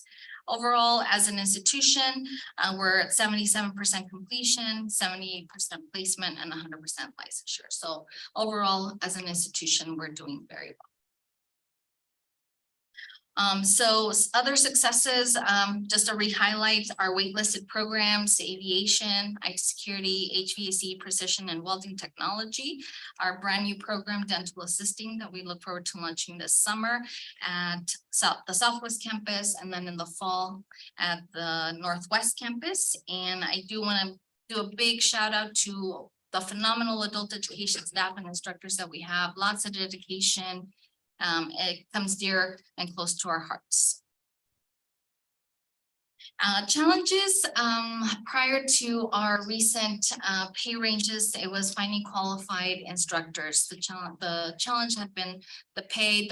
Thank you for adjusting those, has removed that barrier, and we're able to fill many of our positions. So we'll be able to continue moving forward with our instruction. Challenges, we did have some instructor changes in 2022 at our welding technology program at the Central campus, and with that, a few students adored their instructors and left with the instructors, which we respect that. Those that stayed are going to be celebrated next week, and they're super excited, and many of them already placed in the field. Other challenges is really launching new programs. It typically takes about 6 to 9 months to actually launch a new program. New locations is always a challenge as well, because now you're dealing with different demographics, getting your word out there, brand awareness, people to trust who's West-MEC, what is West-MEC. So that's where we're at. So those are the challenges, but we look forward to overcoming every single one of those challenges. And that concludes my presentation, and I stand for questions. Dr. Spurgeon, you have a comment? Yes, sir. So Mr. Garcia, she answered your question earlier about being able to add more programs to that catalog of offerings. So it's 6 to 9 months for us to be able to start a new program. That's a number I didn't know, so I brought that up. That answers your questions from earlier. So what would dictate which programs we're gonna be interested in? So we go by a workforce demand. You know, there needs to be supply and demand. We look at the opportunity to hire a teacher. That's the most critical. Like we've attempted to offer water treatment for a few years now at the Southwest campus. Just this year alone, the secondary side was able to hire a teacher. So now that they've hired someone, hopefully we're able to hire someone. Really, the cost, it has to be not be cost prohibitive. Programs are not eligible for any federal student aid until they've run for 24 months. So that's why we're super thankful for the city of Phoenix to supply us with funding for that program at that location. We don't have it for Southwest, so that may be a little bit of a challenge, but it has to be something that students are able to afford. Typically students sign up for a payment plan. So there's a deposit that goes with it and then a monthly payment that goes with that. So if a program is, for example, $8,000 and the program is 14 months long, they're doing a $2,000 deposit and approximately $300 of a payment. So that has to be affordable in order for us to fill it. As an example, we attempted to run medical billing and coding a few years back, and that was the problem. Students wanted to enroll in the program, but they couldn't pay it. So we could not move forward. Are you using training funds at all with the WIOA? Yes, absolutely. We do. We are an eligible training provider, so our programs are approved. But that is a process that they have to go through. And typically they have to initiate that process at least 2 months before they start the program in order to be considered. Sometimes they just miss that opportunity. Are you using both Maricopa County and Phoenix? Yeah, so we do that. We do federal student aid. We also do the veteran educational funds. We get those approved as quickly as possible. So we provide as much as we can within our means. Is there any barriers to additional funding that you see that maybe you can use help with, or anything that you're hearing now that can help? I mean, I think scholarship opportunities are definitely a big thing. But even with scholarships, it's limited funding. I mean, it's not going to pay for a whole program. It may not pay the whole deposit. So it just leaves them with, you know, a hefty monthly payment. Like industry recovered costs or anything like that from partners? Yeah, so definitely business partners goes a long way. I do want to highlight Corning Gilbert. They have been instrumental with our precision manufacturing program. So they actually hire brand new people and they use our program as an apprenticeship. So they'll pay for their entire tuition as well as the time that they spend in class along with the time that they work with them. So that's how we were able to fill our very first few cohorts of precision manufacturing. We're thankful that we're able to offer it again. That program did, it was dormant for a couple of years because we couldn't find a teacher, but now we have a teacher and we have reconnected with Corning Gilbert and they've sent us a few students. So we are in full support of that. We talk about it at advisory meetings whenever we meet with anybody. My doors are open. Very good, thank you. What's the average time on these courses? A year? They vary, and you'll see on the projections here, you'll see program and then program length. So typically our 600-hour programs are 14 months long, with the exception of pharmacy, because part of that is an extern, so that's 11 months. And then well-being, if they do the 900 hours, it's 20 months. And then our longest program is the aviation maintenance technology, which is 2.5 years. And do they do it at night? Yes, the majority are in the evening. That is the demographic that we've been working with, because that's who we want to help. So they work during the day, they come and they do the program, and it's long days. We applaud them at their completion ceremony for making it all the way to the end to do that. We did have some morning offerings of welding. It was from 6 to 10 a.m. and that was very challenging as well. Those have moved down to the afternoon from 2 to 6.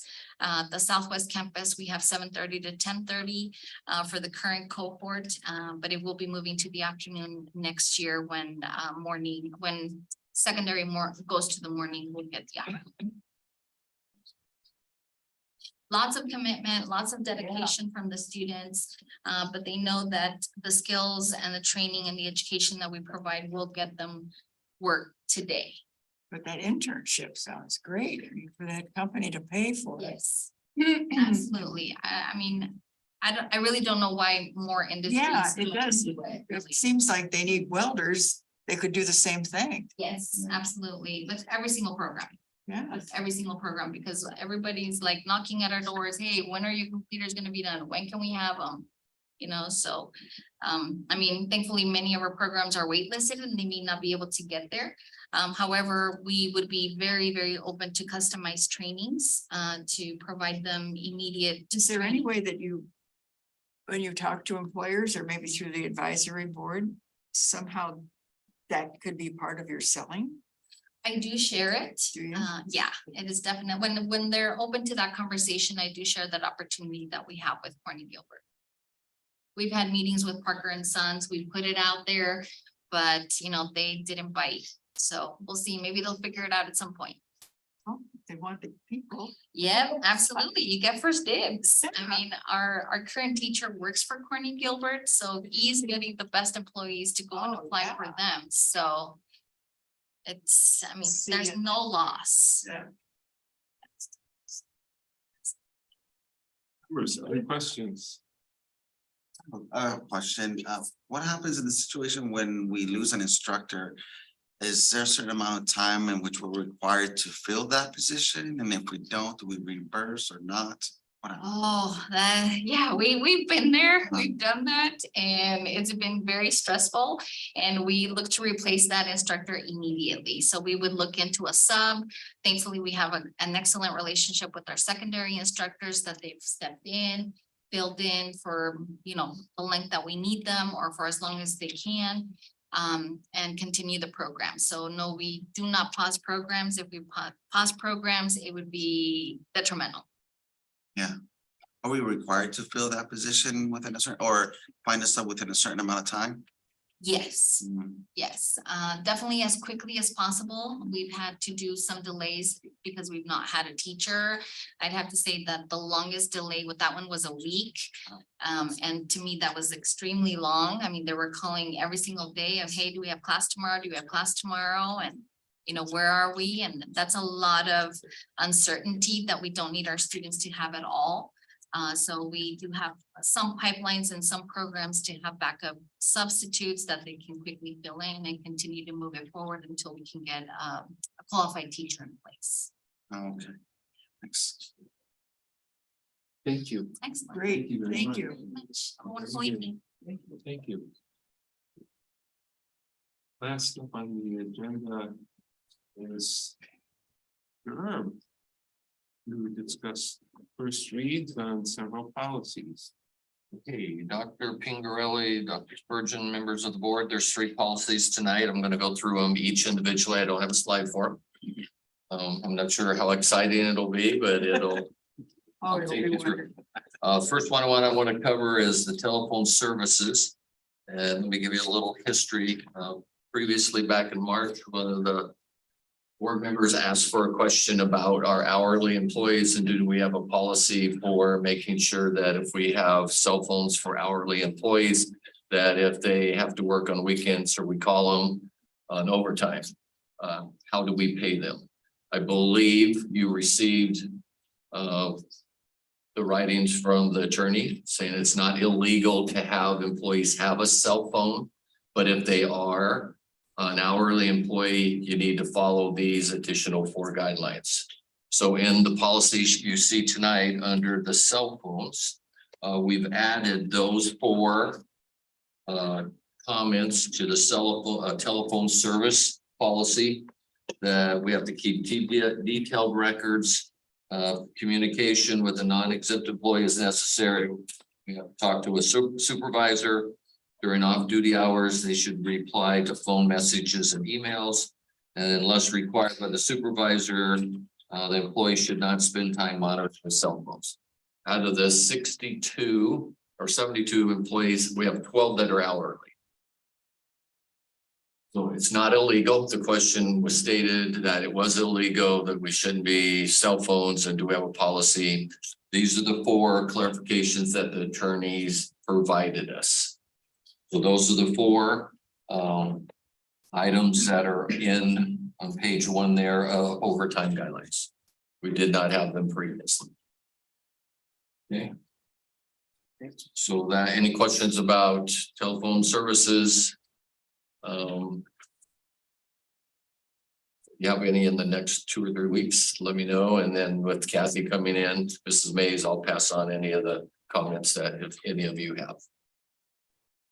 Okay, second item there is the professional support staff sick leave. We didn't have very many changes. I think one, if you go to the end, and it's the last page under the GCCA, and we changed where we had 1 to 4 years, we've changed that to 0 to 4 years because all of our employees start earning a sick leave once they're employed. It's required by legislation, statutorily it's required. Even our substitutes now, when they come and work for us, they earn some sick time, compensatory time on a yearly basis. So the only change there in that is we changed the 1 to 4 to 0 to 4. And I provided a summary to you previously. A question was, what do other districts do with sick leave? So I looked at 9 other school districts that what they do with sick leave, they're all over the place, and what they do for payout, what they do for incentive, how they support them in sick leave, the number of days they give them in sick leave. So I provided that. I believe Louisa sent that home to you personally of those 9 districts.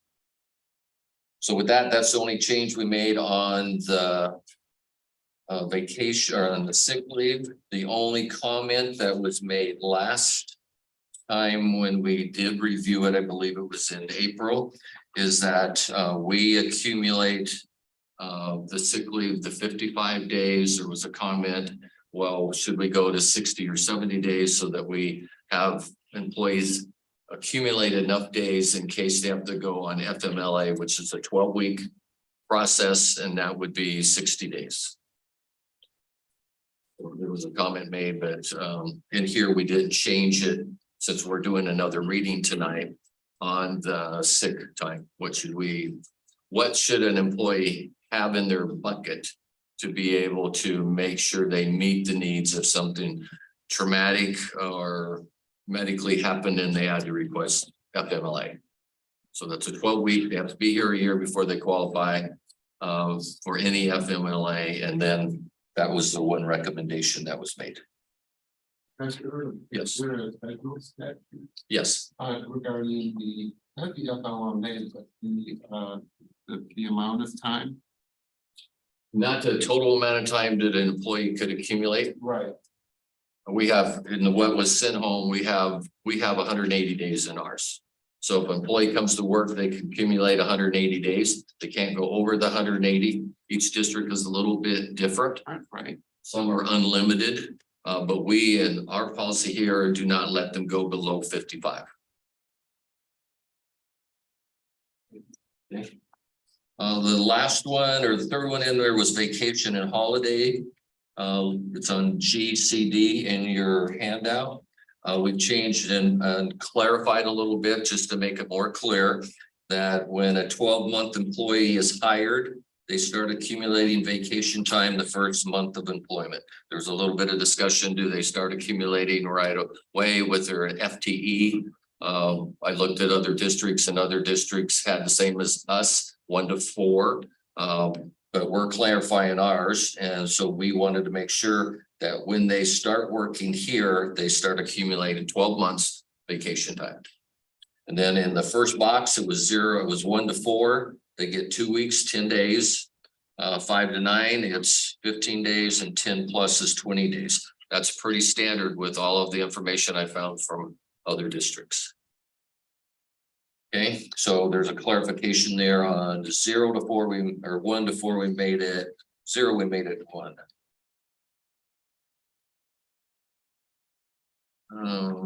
And then on vacation leave 2 is on the last page. Since its inception and the 12-month employees, our 12-month employees get a spring break of 5 days. It's been practiced in West-MEC that we as 12-month employees get 3 days. If we want to take a whole week, then you'd use your personal time or your vacation time. So we wrote it in here just to clarify it because we wanted it to be in policy. It's been a practice since inception of West-MEC, but it wasn't in our policy, so we've written that into the policy. With that, I can stand for questions from any of the information that was sent you or on these 3 policies. This Herb said over the next several weeks, please review these policies. They're very important. And if you have questions, please direct them to Dr. Early. And if you have any questions on the information that Mrs. Brown sent home to you of the 9 districts and the 12 districts that I looked into, feel free to call me. And I went through it. We're pretty consistent with what others are doing. We do have an incentive. There's one other district that does have an incentive. When I looked into it, there's others that have substitute pays. But if you have any questions on any of that, I'll be happy to answer for you. And thank you for your comments tonight. And thank you for your service and everything. Thank you. So that brings us to item 9, future agenda items. So members, the governing board may ask the superintendent to provide information on various topics as either an item to be added to a subsequent meeting or as information provided via a formal communication from the superintendent.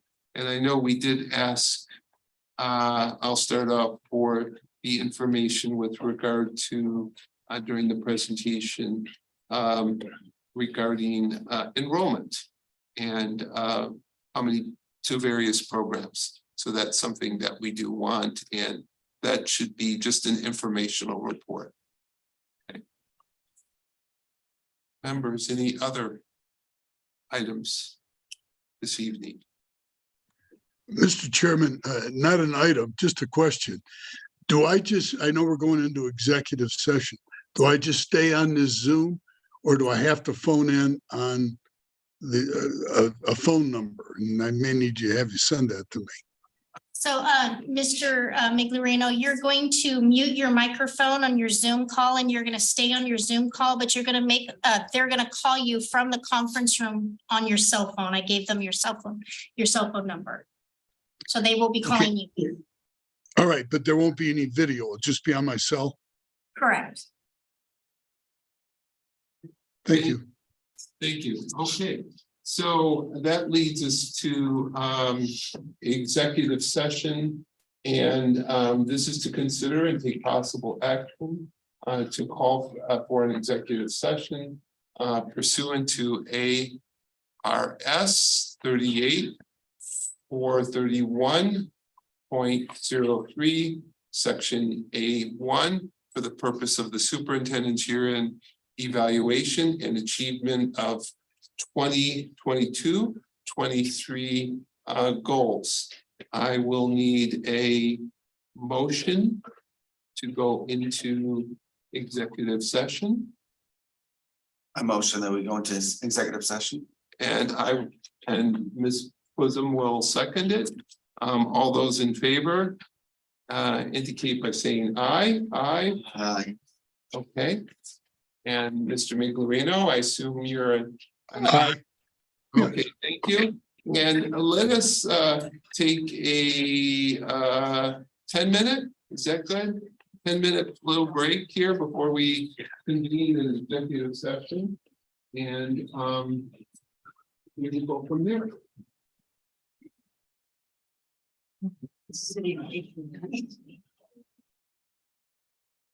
Barbara? Yes, sir. Could you grab Miss Beverly?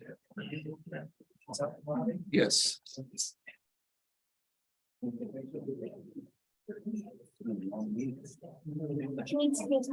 Yes. Since you're going to see the minutes, I need you to write one here at the time you guys started executive session, the time you've been in executive session. Just write it on that.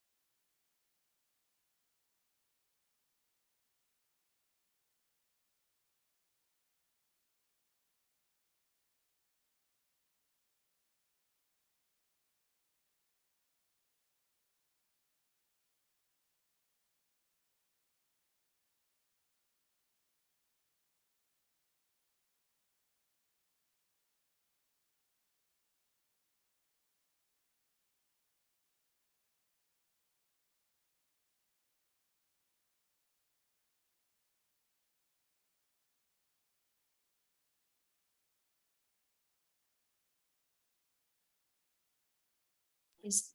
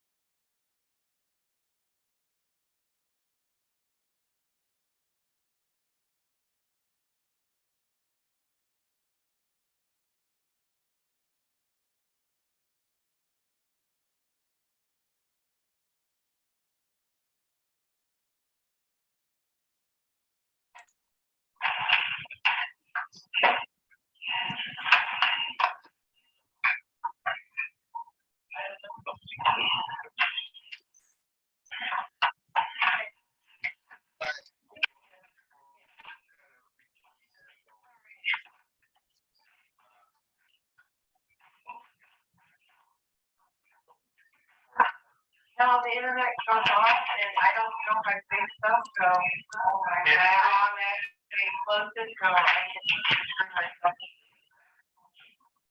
I don't know. I don't know where I stopped.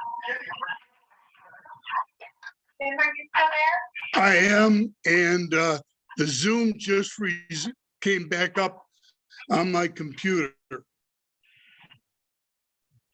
we'll see you on the Zoom or hear you on the Zoom. Yep, it's got your name on it, Louisa. Okay, sir, we'll talk to you there. Okay, I'm gonna hang up. all right.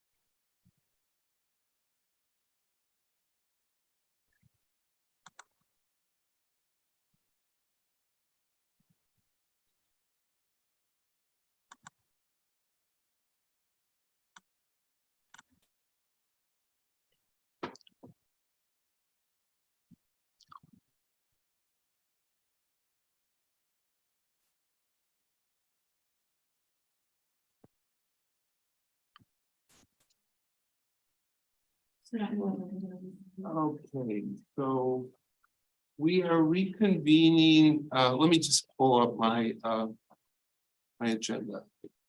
Hold on a second. Gosh, we're all people. Yeah. But I'm asleep. Yeah. It's 9:35. It was supposed to be 10 minutes. Okay, so members, okay, we are on item 11.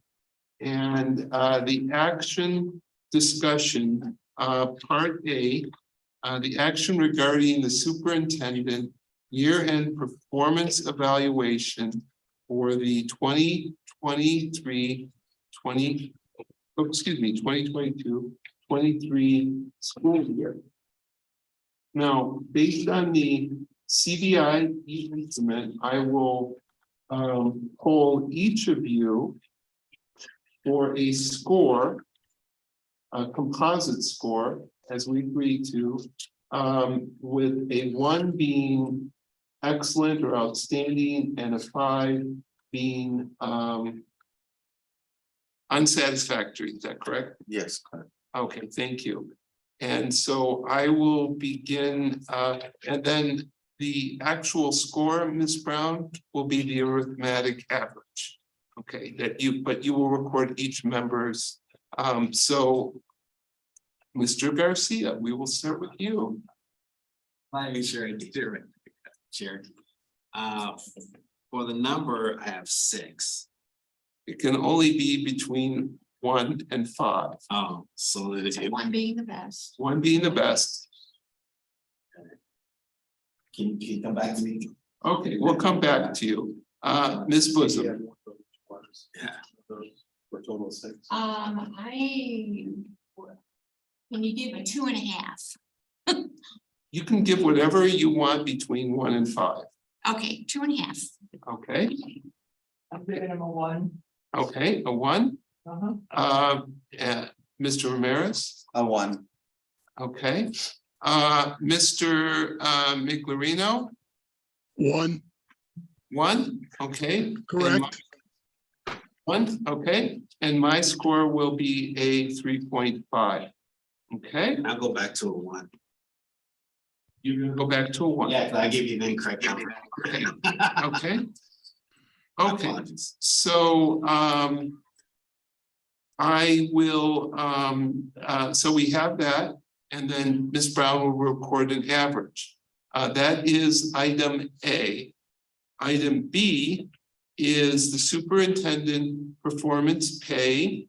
And remember, the performance pay is 10% of the base salary. and you will give a percentage from 0 to 100. 10%. Zero to 10%. Well, it's the percentage, on, yeah, it's 10% of the base pay. But you have to, on the performance pay, you have to give a number between 0 and 100%. So if it's 100%, then the base pay would be 100% of 10% of the base salary. So if I met all 5 goals, it's 10%. If I met 4 goals, it's 8%. If I met 3 goals, it's 6%. Let me give the number. So because this is all.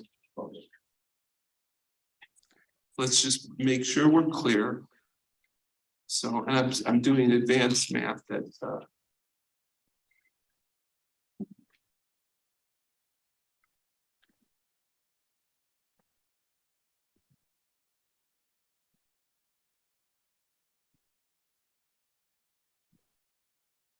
so the total performance pay can be is 23,500. So if you give 100%, so you'll give a percentage, it would be that amount. If you give 50%, it would be 50% of that. So that would be 0.5, just so that I don't make a mistake. So that would be 11,750. So you just need to give a percentage from 0 to 100. Okay. I will start with Mr. Ramirez. 83%. Okay, 83%. Ms. Wiley. 90%.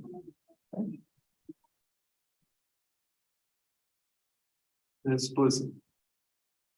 60. 60%. Jesus. Okay, Mr. Garcia. 100%. 100%. Okay, and my score will be, hold on a second.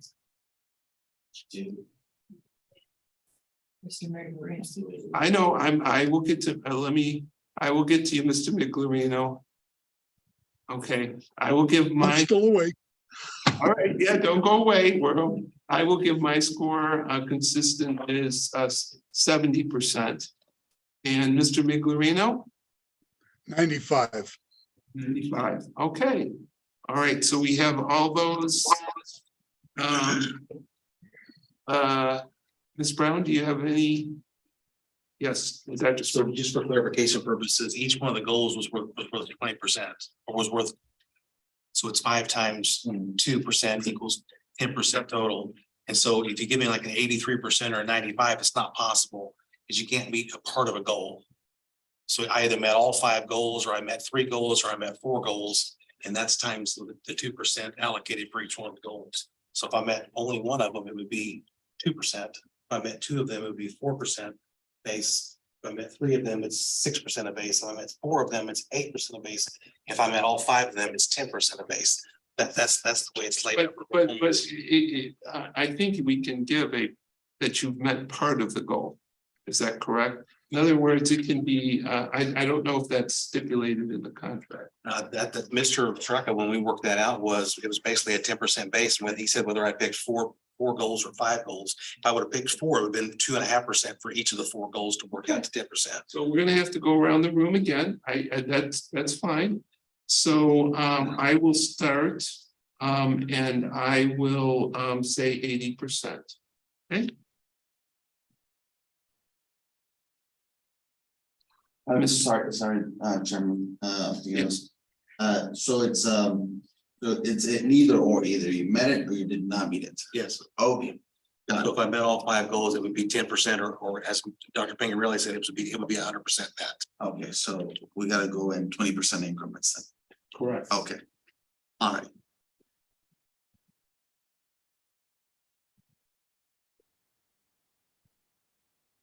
You're up. Oh, I'm not, okay, sorry. Yes, 100%. 100%.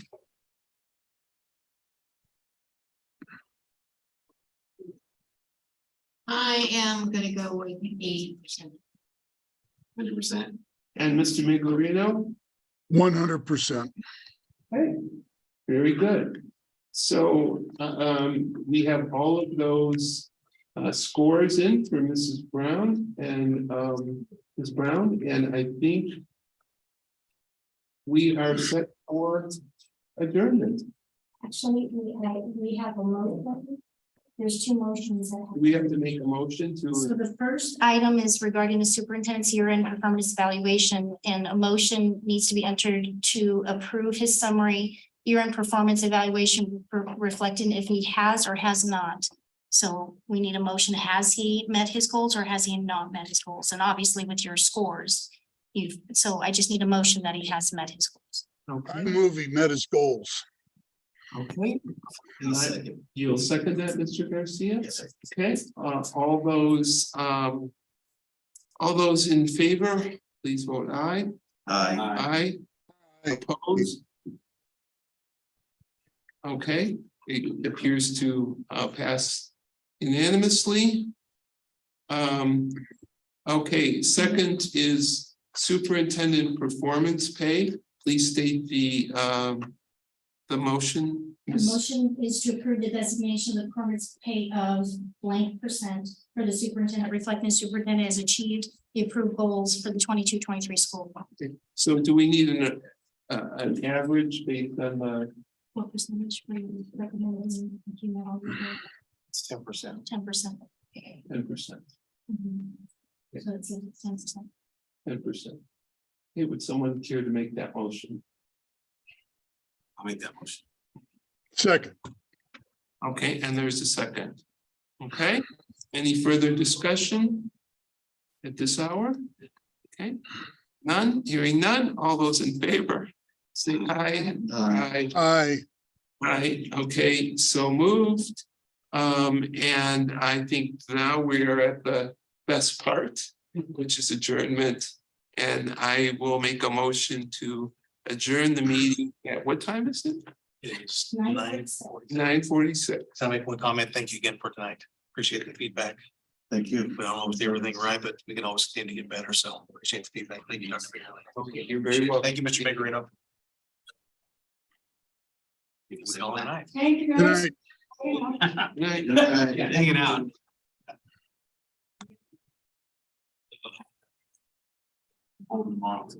Oh. Get some sleep. You got a card.